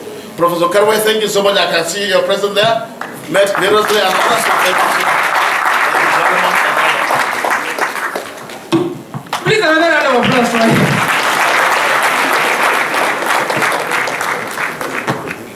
Please, yes, members of the high table can return since our presentations are over. Talk about a multifaceted professor. That is what Professor Mande is. Please, a round of applause for him. As a student of mass communication myself, now I feel as if I need to come and get, even if it's a certificate or diploma in business administration. I'm sure I'm not the only one that is fully motivated today, right? Please, a round of applause for yourselves also. Ladies and gentlemen, these beautiful interactions has been going on under the distinguished chairmanship. Under the distinguished chairmanship of Professor Sheikh Ahmad Abdullah, ably represented. Listen very keenly to all the presentations. The representative of the chairman of ICPC, that is, I think, Ishaku Sakaba, opened the gave the opening shot. And he casually said something at the beginning of his presentation, which maybe many of you may not have caught on to. He looked at the audience, and I think at that time, it looks like the proportion of the female gender was much greater than that of the male gender. And it's not a bad thing. It is a good thing. But by proportional representation, I'm sure if the Deputy Vice Chancellor here was to give us the admission enrollment for Ahmadu Bello University, Zaria, you'll find that the males far outweigh in terms of number the females. But you can see the females are more here. Now, this is something we noticed a long time ago, in the 90s when we were doing admission, because it was talking about whether the men are out there in the market or something, which used to be the case, particularly for the southeastern states. But what I think is trying to advise our man to, even though casually, is that our boys and our males really need to sit up. I'm sure wherever we go, you will notice that the males are generally lagging behind when it comes to the issue of scholarship and that should not be. And I'm advising that, just like he tried to mention casually, the males, please follow in the footsteps of your female colleague students. Be very serious with everything that you are doing. I know that, how many of you were present at the last convocation? Did you listen to the overall best? Of course, the eventual overall best became a man, but the preponderance of those who had the highest GPAs were females. So many of our male students are too busy in the social media. Yeah, that's true, but that should not be. When I was Vice Chancellor in IBB University, I introduced scholarship for the best graduating student in each department. That is, at the end of each session, we now look at this, performance. Any student in every department, whoever becomes the overall best, has an automatic scholarship, has an automatic accommodation. But I can assure you that even in those days, over 80% are females. So while this is not a bad idea that we want our female students to be very, very hardworking, it also means that the males should also take their studies very, very seriously. I needed to mention that because he started with it casually, and I have seen it in action, and I believe I should mention that so that our male students, should also spend less time on social media and more, with their studies. So the paper, he explored the many challenges confronting our nation and the need for us to integrate integrity into fabrics of our national life. He has highlighted some of the initiatives that were deployed, by the ICPC, in cracking public grants, particularly consortium projects, leveraging technology and so on and so forth. I'm sure you have, made copious note of that. The lead paper presenter, Professor Alan bin Saad of University Ultra Malaysia, his own paper explored how digital social finance can, empower entrepreneurs using digital tools of fintech, blockchain, and AI. And he also gave us an X-ray of some non-financial KPIs, that is key performance indices, digital social finance, integrating Islamic concepts such as Waqf. And then in the end, he made some very significant recommendations about standardization, digital literacy, and the need for cross-border collaboration, particularly between emerging economies. And he mentioned, of course, the example of Malaysia and Nigeria. Finally, the lead paper presenter, Professor Somaila Bande, also, in his own paper, he highlighted our development failures that result from inability to turn ideas into reality.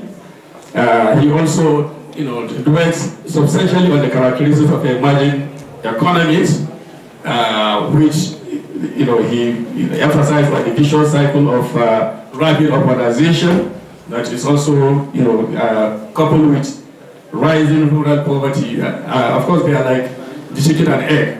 Rising urbanization, resulting from rural poverty forcing people to go into the urban areas and so on and so forth. And he gave a number of measures how that can be curtailed.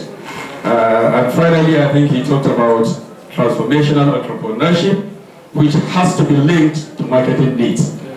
Whatever he does, in the end, he must always link it to marketing, because he's a great professor of marketing. So this and a few, many other, perspectives were shared by all the speakers. And it is time for us now to listen to the comments and questions, from our, audience. So because we do not have much time, it's about 12:30 now, and I'm sure we should be looking forward to round up about 1 p.m. or so. So if you have a question or a comment or contribution, kindly raise up your hands. We'll recognize you. We take maybe about 3, then let the speakers respond, and thereafter take another set, as much as the time will permit us. Okay, sir. So how do we do it? Do we have one from the side? The middle seems to be more... But let them raise up their hands. Let's even see who are interested. Raise up your hand if you are interested in making a contribution. Or a question. A question. Yes. Or seeking clarification. Or even disagreeing with an idea. Yeah, because yes. this is an academic forum. Sir, it will interest you that a lot of the students that we have here in Ahmadu Bello University are already entrepreneurs. Oh, great. There is a fun fair that happened, and we had over 100 ABU students that were there with different businesses. Okay. So I'm sure they would have questions. So please feel free to ask. Or even ideas of their own experience. Yes. Yeah, as you heard earlier in one of our presentations, most small businesses collapse within 5 years.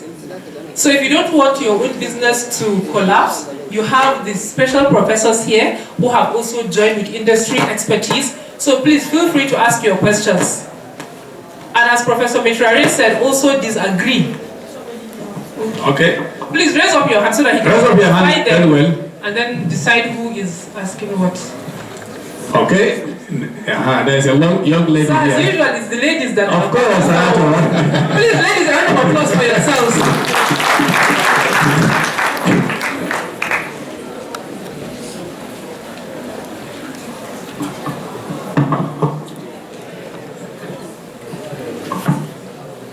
I want to thank Professor Samaila Mande for that wonderful presentation, and I picked something from what you said. You said innovation should not just be published, but should be used to solve societal problems.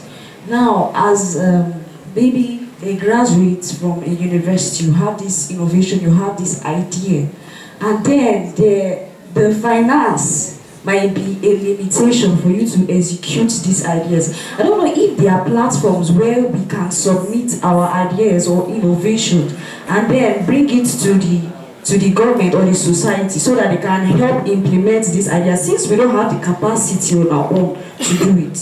Thank you, sir. Okay, any other one? Okay, while others are preparing their... I stand or sit.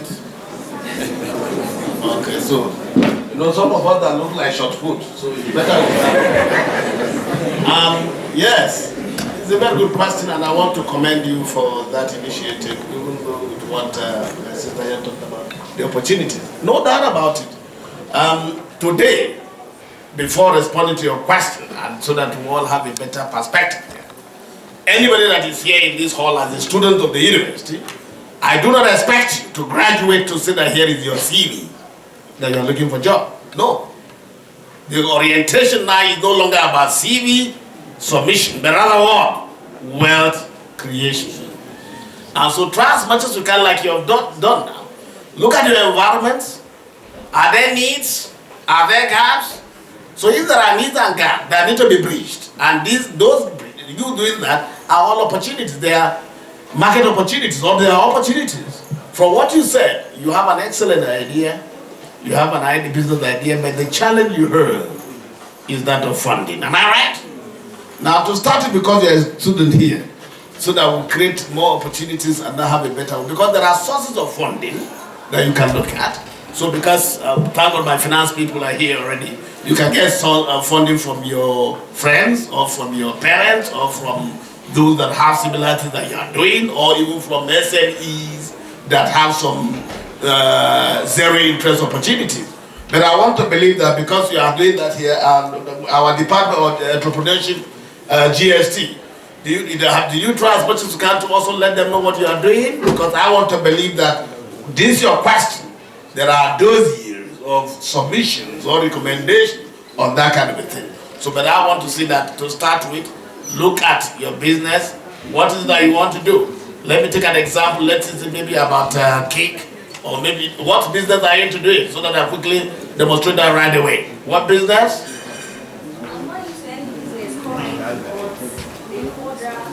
Okay, because I wanted to so that we can demonstrate one practical oriented work, so that people in this world can now move out of this world to say this is what they said. I want to do this business, so they say I should go and get this and get that. And then at the end of the day, the spiral of that effect to get to a better one. But if you don't have any business idea, get to have it. So let me start. We are going to produce Monday's bread.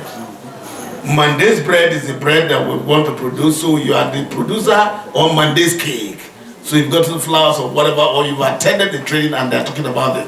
But you can do it, but you do not have the funding. To start with, where did you learn the trade? Or where did you learn that? So try as much as you can. Maybe by that idea, somebody will have had a taste of what you produce. So there's what we call test marketing. And having had a taste of that product, oh, this is good. And Daddy, yes, I did it, but I know I want to do it in a larger scale. Do you know that saying that to your dad or to somebody who must have tasted that, the person will move towards doing something in that area? Because if you don't say, here am I, there is no way somebody will say that I will come for you. So you have to try as much as you can to see how you can create the network and see what you can do. Not like what somebody will just be on TikTok or whatever. But even if it's a TikTok that has to do with business deals or business or whatever, because whatever you need today, the questions are there right away on that your system. I am doing this thing. Please, I need funding. How can I get it? Right away, I'm quite sure as you're asking this, those answers are there, and you look at it. And I know that SMEs, there are some of this banking or loan interest, zero interest opportunity that will be there. But try as much as you can to create a cycle. You have that idea, share it with your friend. What are they saying? Can you form a group so that you can small societies or whatever, so that through that kind of engagement, you will now lead towards a very identifiable, registrable angle that you can now move on. Because whatever you are doing, you need to believe in it. And if you believe in it, work towards forming a team that will do that. So these are some of the things that I think is important we take note. But however,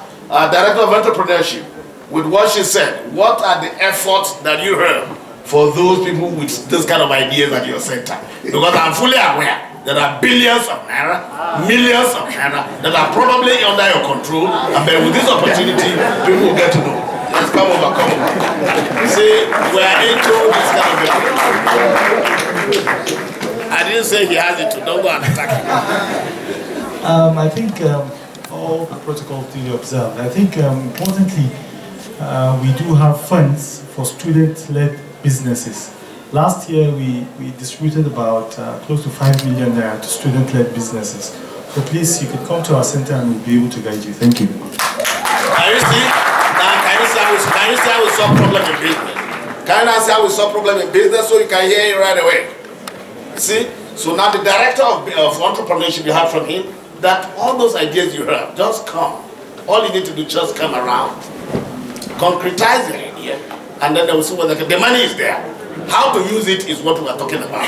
If you are there, he's not talking about the money is not there. You can see, he didn't complain there is no money. He said the money is there, and even last year, they pulled out some money. And so be ready that this time around, you have to come with an idea. But now you say you don't have any idea. So don't leave this place without an idea. Look at those who have ideas to see how you can now form, a group in that angle. Thank you so much. The first stage, or that is, that works, very hard, to generate, a good, entrepreneurship idea or initiative, has a lot of avenues for accessing support. Of course, just when you ask Professor Google, when you are a Nigerian youth and you have an entrepreneur, a good idea, how do you, present it for support? I just did that, and I can see an array of them.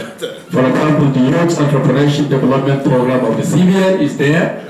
The other one, Youth Empowerment Scheme, I think by Bank of Industry, and so many others, that are scouting for, youths between the ages of 18 and 35. To provide them with not only the financial support, but even other technical support, on how they will succeed, with their business idea. So I will expect that after this, conference or colloquia, a number of people start thinking of what entrepreneurship idea you're going to have, and then start seeking for funding, so that even before you graduate, you are already an employer. So thank you very much for that question. Okay. The Deputy Vice Chancellor will also want to add to this. Thank you very much, Chairman. I thought because I did not have opportunity to give the VC's speech, I should say a word, targeting to address your question, especially what the university is doing. You see, your job now as a student and as a scholar is to come up with a new idea, to think innovatively, develop that idea into business or into product. That is your job for now. Now what Professor Ahmadu, the Vice Chancellor, has been doing in relation to this in the last 8-9 months since he came is to focus on, one, nurturing these ideas to get to a level of product or business. So for those of us in this humanities and business, it's normally the idea and business that is ours. But there are those in sciences whose ideas get to products that are, prototyped, patented. Now, what we notice is that the university did not have the optimal environment and support for students to transform those ideas into products that are market ready, kind of. So, what he has done since he came was to see how those support systems can be embedded within the university so that students have easy access to places where they can perfect their ideas, where they can be mentored.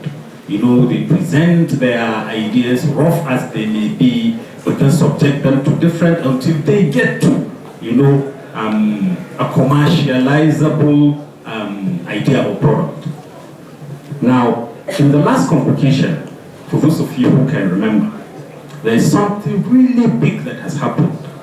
And that is the culmination of that effort of the Vice Chancellor to provide those support systems, creating a hub, and bringing the private sector into the university so that you have easy access to them. Your ideas have smooth and easy access to the private sectors who are willing to invest in your idea. So you can share from their experience of what idea is really ready for the market and how you can make those rough ideas that are not ready to be ready for the market. So that hub, Dr. Okonjo Iweala helped with the groundbreaking, is meant for that. In particular, AMA Pharmaceuticals, where the people that the Vice Chancellor has been quoting since about the last 5-6 months to please come help, and they arrived. Even the bringing of Konjo-Iweala, you know, is strategic. Strategic because she is sitting on a lot of funds, and she has a lot of influence on investors and people who can fund activities such as this. And you can see what has happened. Apart from the promise to give us access to grants that can support this hub when it comes to fruition, she has pointed to the world of investors that this university is ready for business. Yeah. So for that, I think I'm happy you asked that question. That pushed me to reveal this, and I think for that we have the Vice Chancellor to thank and to support, so that when this project, you know, comes alive, you must work hard and patronize and use the facilities as, you know, optimally. Yeah. So I repeat what I said at the beginning. Your job now is to come up with the ideas, begin to shape them. You have an excellent support in the ISAF, International Center of Excellence for Rural Finance and Entrepreneurship. The director just spoke about what they do to support students with capital, you know, students who have ideas that are ready for products and for business with little money. That money is little. It's not the billions, you know, the president of you know, spoke about. No, but they are doing their best. And apart from that, they can point to you and help you reach those funds that the chairman mentioned, because they have this weight as a center. The director has this weight as a center, that when they, you know, help you polish your idea and, you know, proceed, you know, lead you to these investors, potential investors and people who are ready to give you grants, you become more credible, your idea becomes more credible, and a lot have succeeded. You remember this group, Enetes, right? Yeah.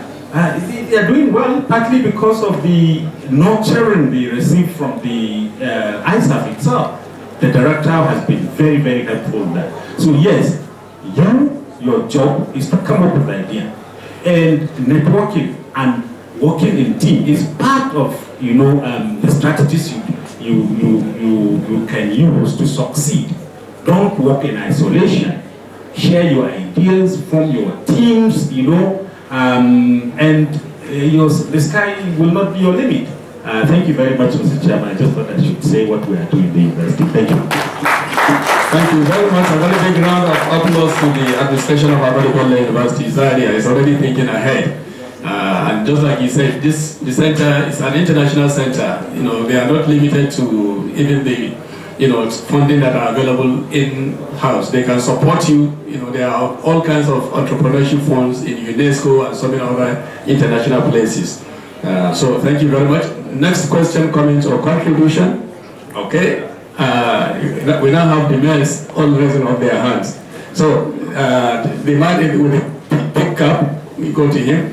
Then after that,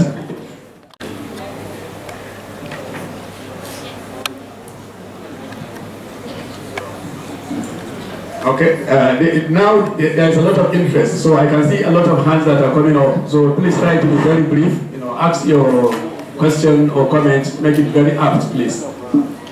Concise. Yeah, good afternoon to one and all in this. My name is Ahmadu from Kogi State. I came from Okun, to be precise. I have little stories to share with you concerning my career. I finished secondary school 2019. I came to Abuja. So I was there doing nothing. I was looking for admission. So I wrote JAM 2 to 3 times.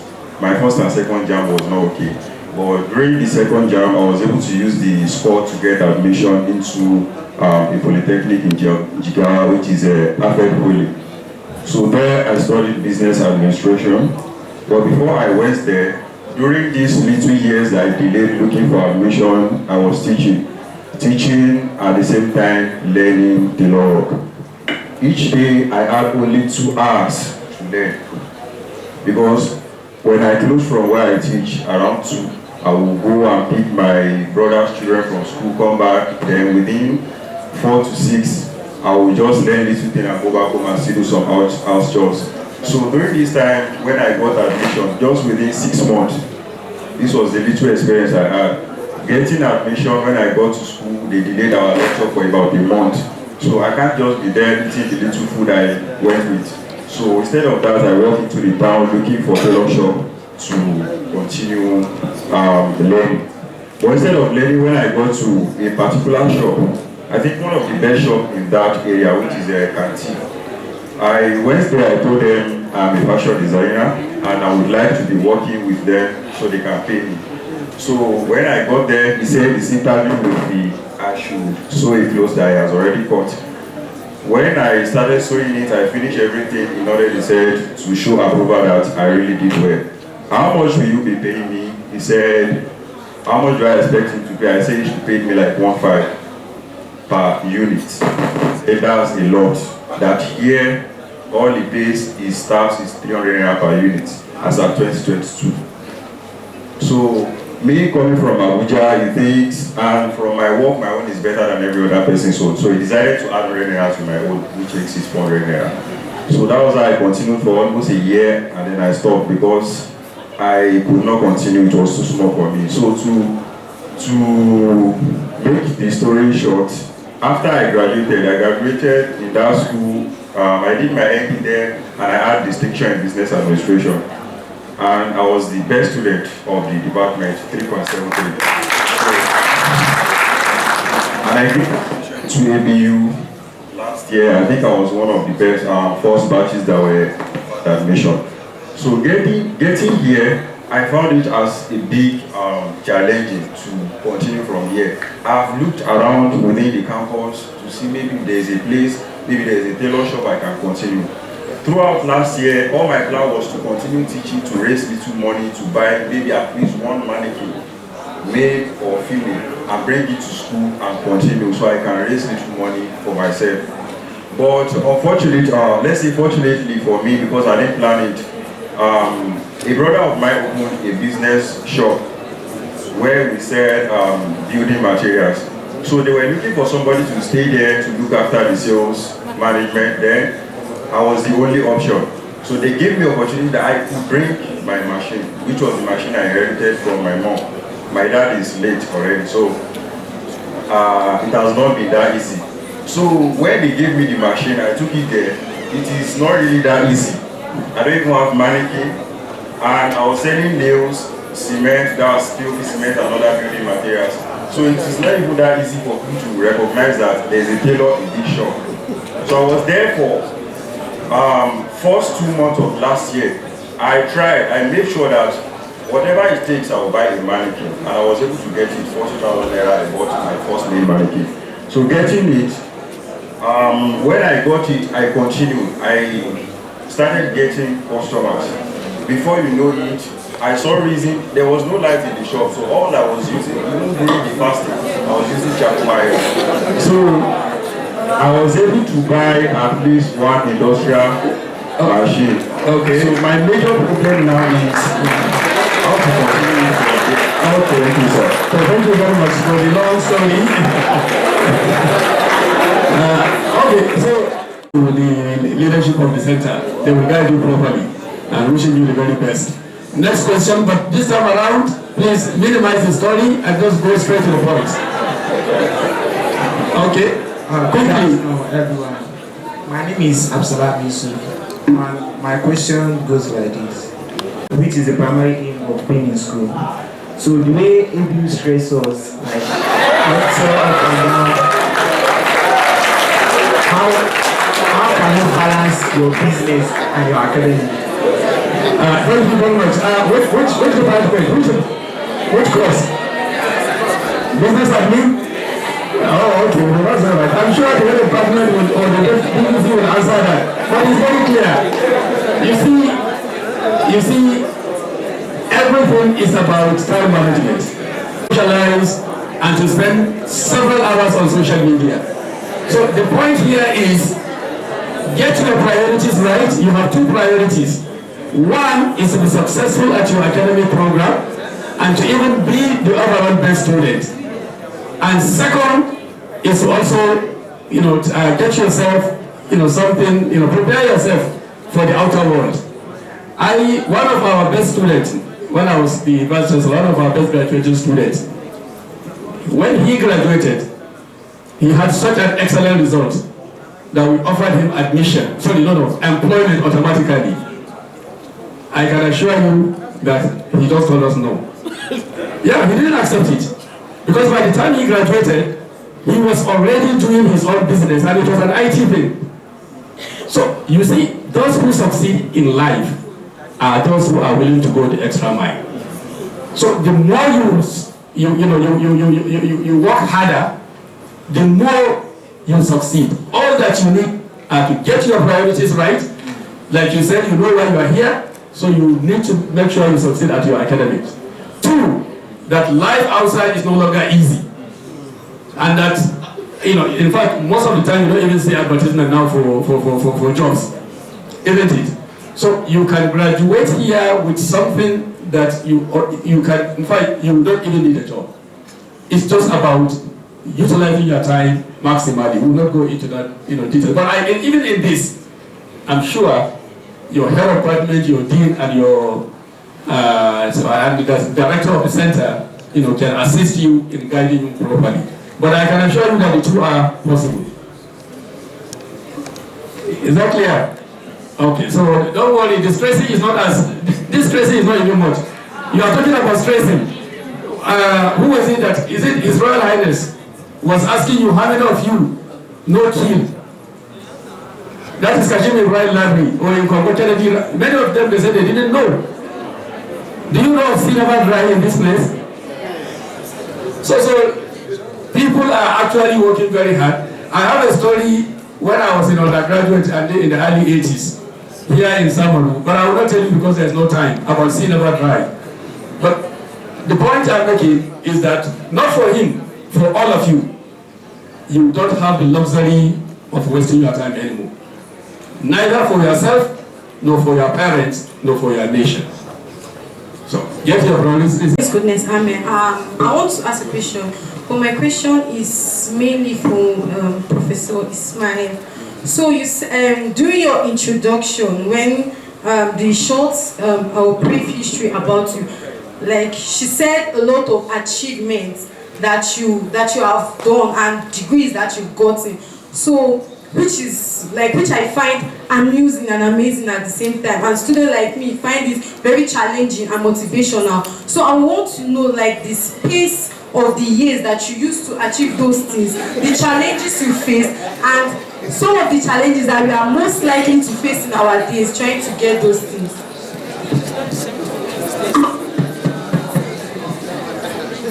Thank you. Focus on what you are doing. Now using mine as an example, for example, I started with a career in journalism, which is newswatch. And for you to be in newswatch, you must be in the field of communication, isn't it? And so, like I told you, starting from the mass communication environment, I tried to now, in a way, hold one of the angles in communication. Because anybody who studied mass comm, you either specialize in broadcasting, or you specialize in journalism, or you specialize in advertising and public relations. What I did was to specialize in advertising and public relations. So that is the one reason, if you remember at a point in time, it was that I became a fellow of the Nigerian Institute of Public Relations and a fellow of the Advertising Practitioner Council of Nigeria. So by so doing that, I was getting myself involved in anything that had to do with what? Advertising. And to do that means that there are what we call Trinity. Now we have the Trinity in the Holy Bible, God the Father, the Holy Spirit, and the Son. So the Trinity in advertising is that you operate from the advertiser angle, or you operate at the advertising agency angle, or you operate at the media angle. I was operating at the media angle. So by so doing, I thank God Professor Metuare is here and all that, because at that time as a young person who now went to the University lecturing and all that, I now joined the Academy of Management Nigeria.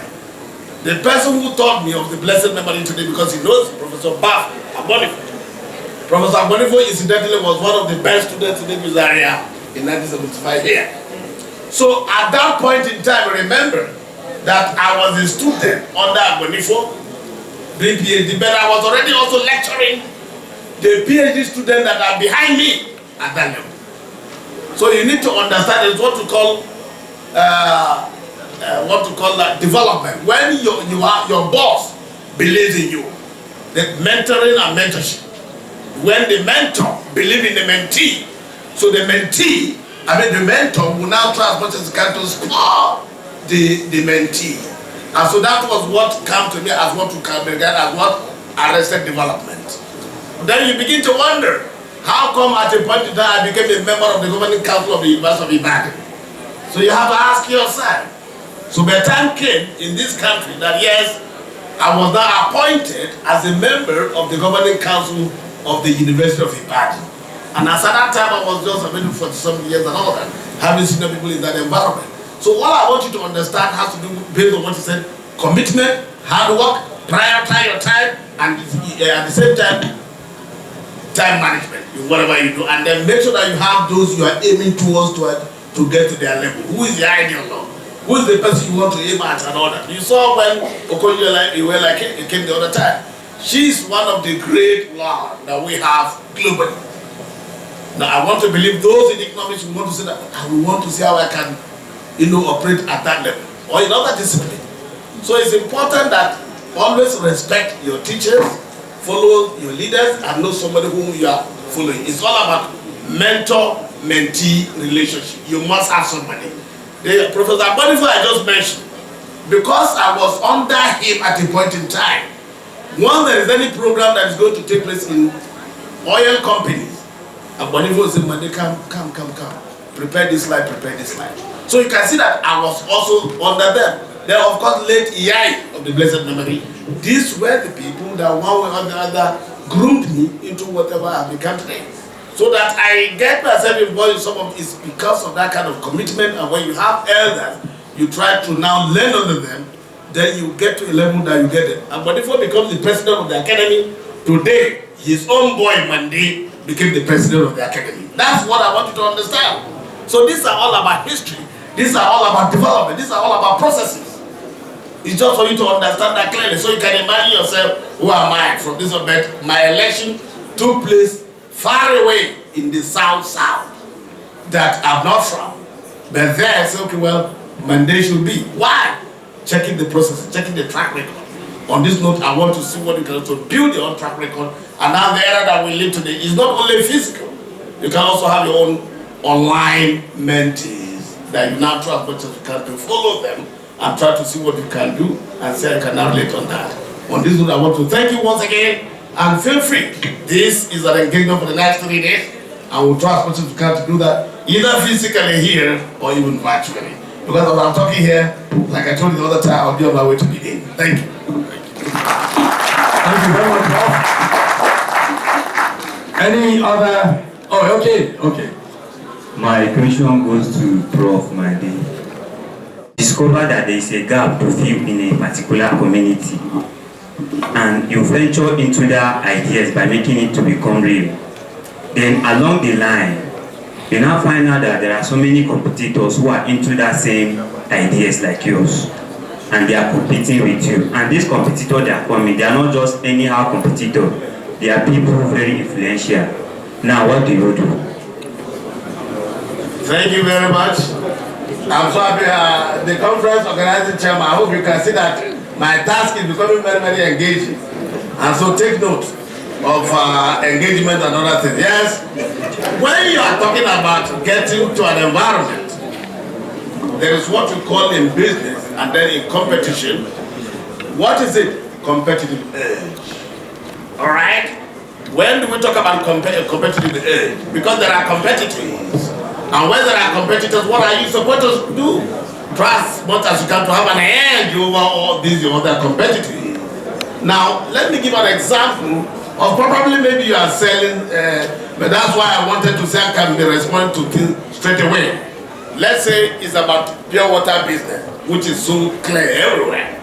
Pure water, pure water, pure water is a business and you have joined that. So the next thing is what are you going to do because there are so many people that are into pure water business? Ask yourself, is it a sachet? Yes, it is a sachet. How much is it using the price?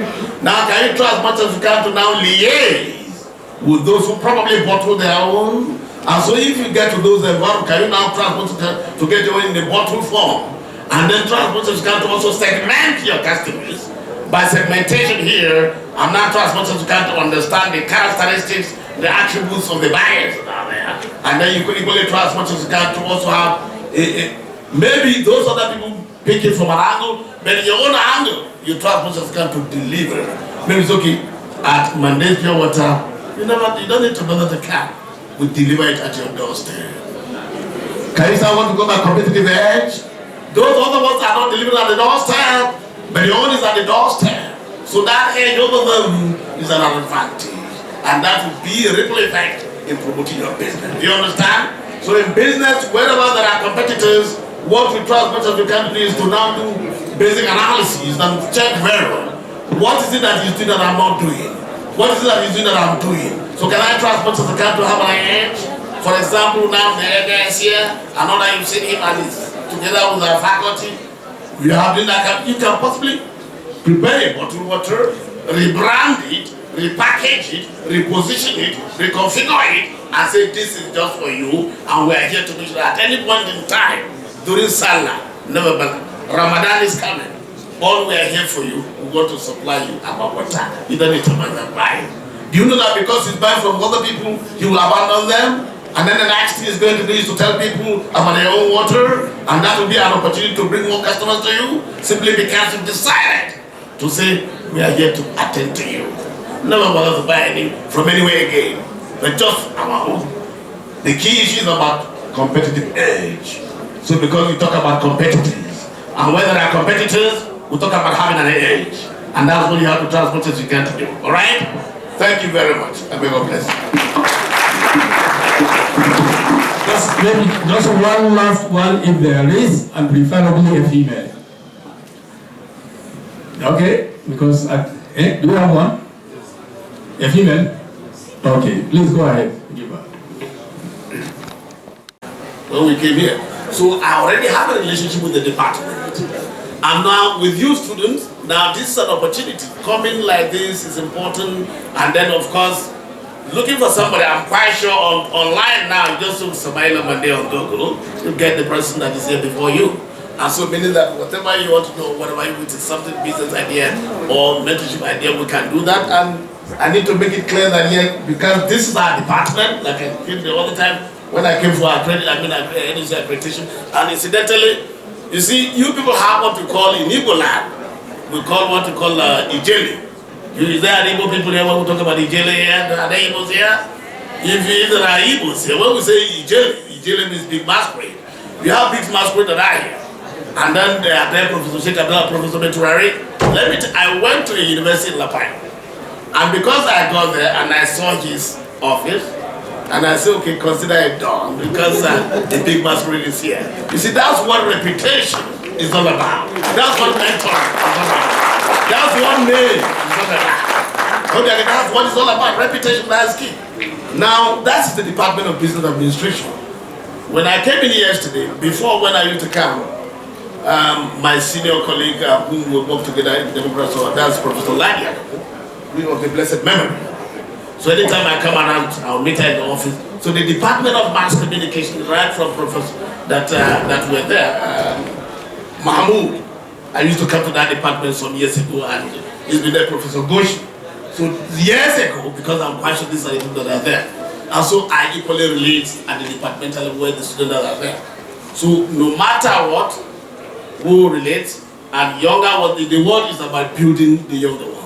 and that you express this desire or whatever, you will be great, and you will ever be great, and you will be a great person in this country and all that. So please, I know that there are clubs and society we are going to farm, and so because of that kind of thing, we will now navigate that, prepare linkages.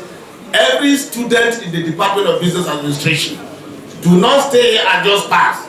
Ask yourself, are there linkages that I have with stakeholders outside, so that during holiday, you can equally do what you can do on that.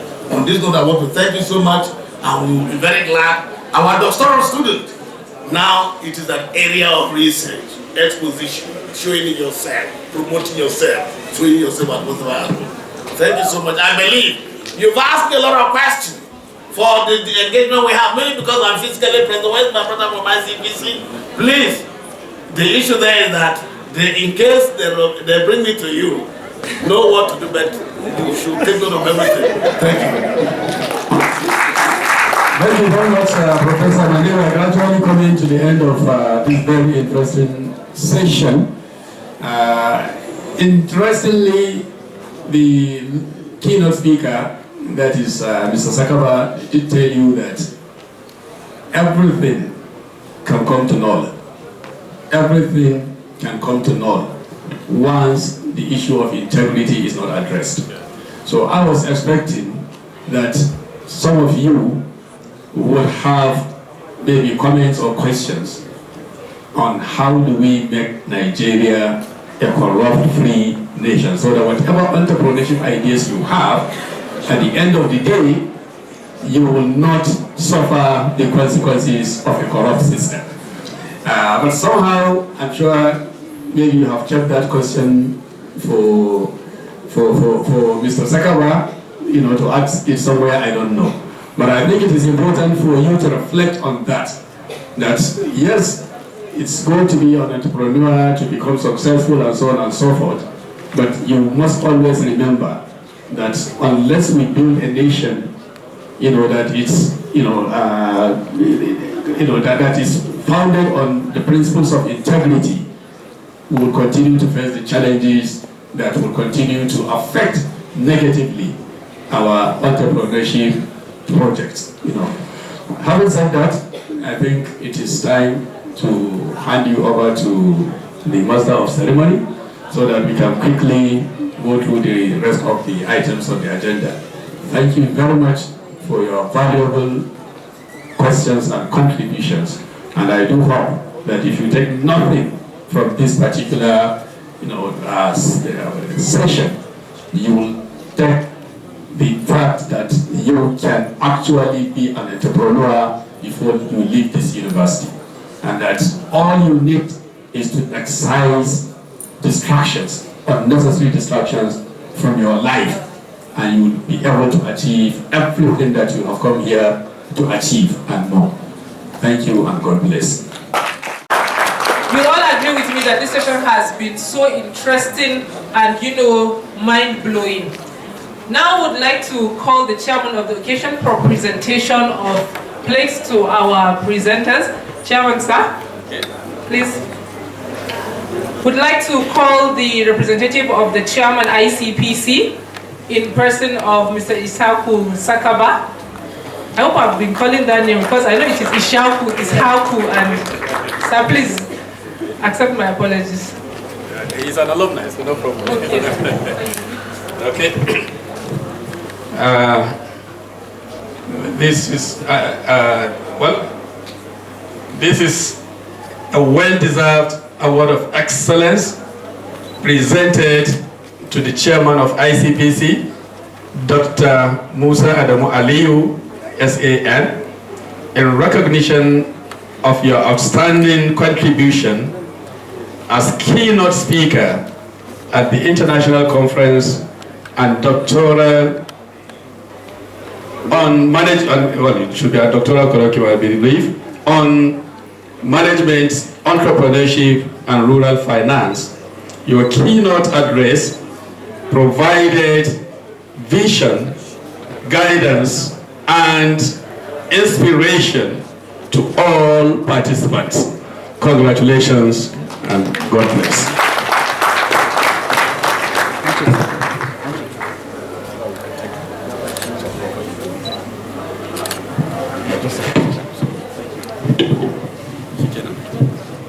Okay, sir. We still want you to give our lead paper presenter, the very articulate Professor Monday. Please come forward, sir.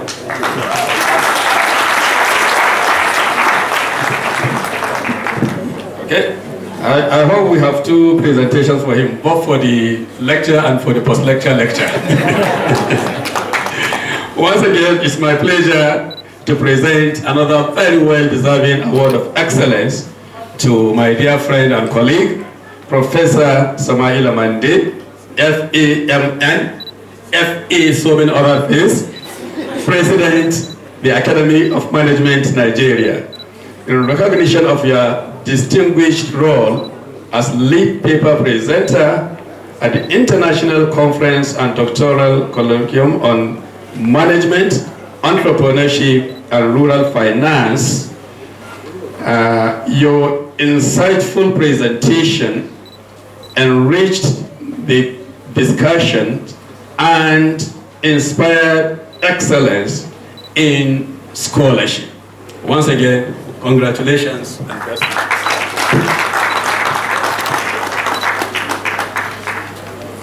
This is the second one.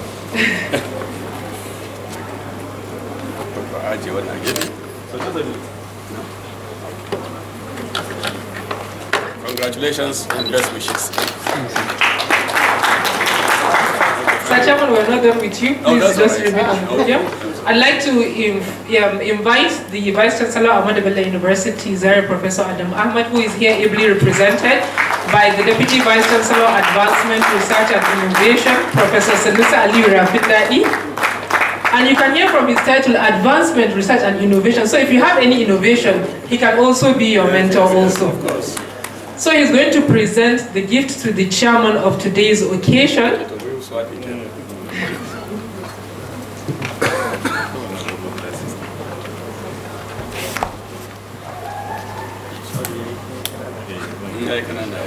Next time we'll have magnifying glasses.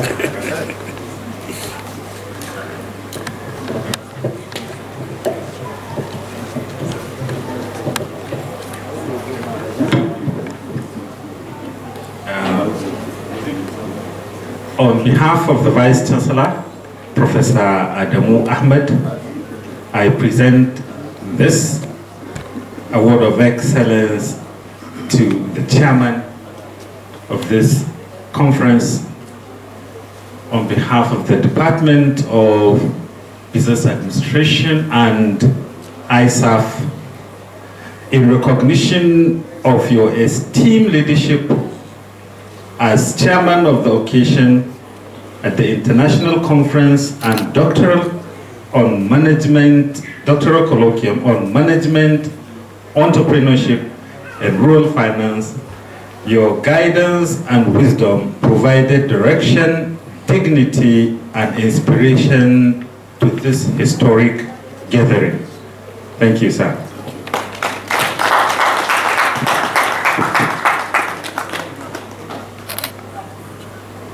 Thank you, sir.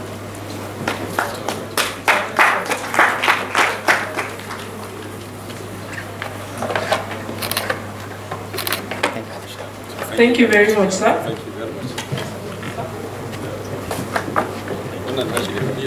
Come right after our closing remark by the chairman of the conference organizing committee in the person of Professor O.D.Y. Malaki. A round of applause for him.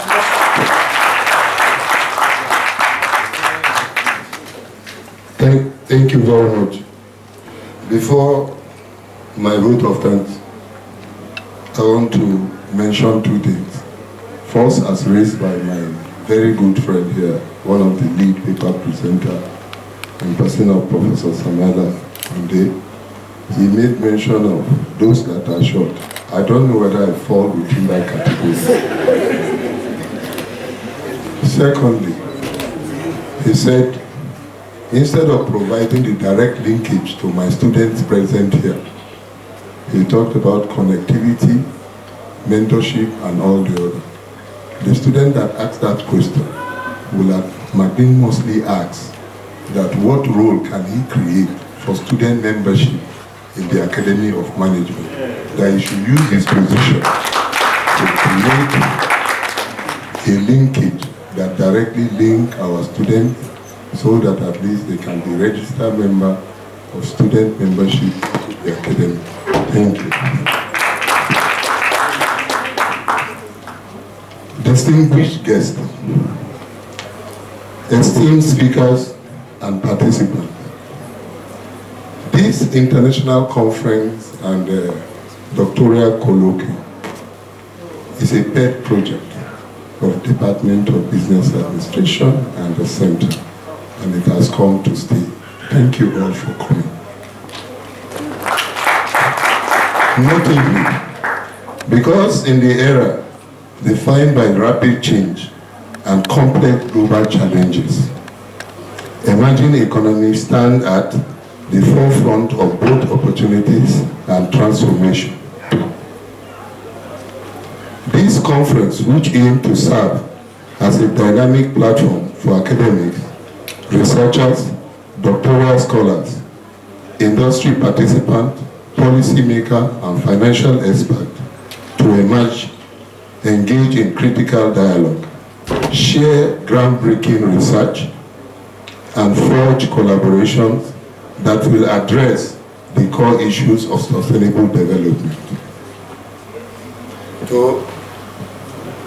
To our royal father, as an errand, you know I'm an errand boy, to our royal father of the day, in person of Ambassador Dr. Ahmadu Malik, your presence, given the fact that you left very early, your presence and contribution to the event will remain indelible in the mind of all the students, staff, and members of the faculty.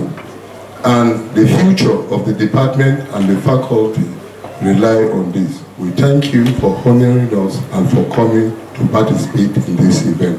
Thank you very much. For the chairman, Professor Sheikh Ahmed Abdallah, OON, I knew the trouble that we took getting your attention because we had to cry to you that as the father, there's no way you will not be present in this gathering. As such, he decided to bring another senior brother of us to wear his shoe for him. Even this morning, I had to personally call him 3 times. I will say, both of you, as my friend, as my teacher, and my brother, I will say, your presence has elevated this conference. We thank you for your guidance and your fatherly support. May God continue to bless you in your endeavor. Professor Ram bin Saad, he's not present here, but physically we saw him virtually. I will transmit my vote of thanks to him. I appreciate him. But to you, my friend, present here, I knew the very first day I approached you, you said, deal done. I had to go to my vocabulary to check what is deal done, and you exhibited it here. I'll say thank you for making this outfit and for enlightening my students. They will ever remain grateful to you. Thank you, sir. And to the keynote speaker, particularly in person of Musa Adamu Abasan, and even the one that is not present here, your perspective have broadened our understanding of innovation in management, entrepreneurship, and rural financing. And I believe from what you have told us here, none of our students think of even coming to you because the advice you gave, it has registered with them. We grew them in a special way that they will be business inclined rather than criminally inclined. You will not visit them and it will not be their portion. To our chief host, Professor Adamu Ahmed, we thank you for your prompt action to send Professor Rafi Nadi to represent you. And to the Dean, I say thank you. And even when you wanted to usher me in, I said no, it is your office because your responsibility is magnanimous. And to you, my HOD, in person of Dr. Ladan, we say thank you all and your hospitality and dedication to making this event a success. Thank you once again. To the organizing committee, your tireless effort, some of you particularly, Professor Nasu, Dr. Aminu, you said I made you not to sleep, but at least your sleepless night has turned into something of greatness. To you, others, I said, always keep this type of challenge to you. This type of challenge is good because it provides insight into academic sharing and into piloting the activities of the department. Thank you all for participating actively.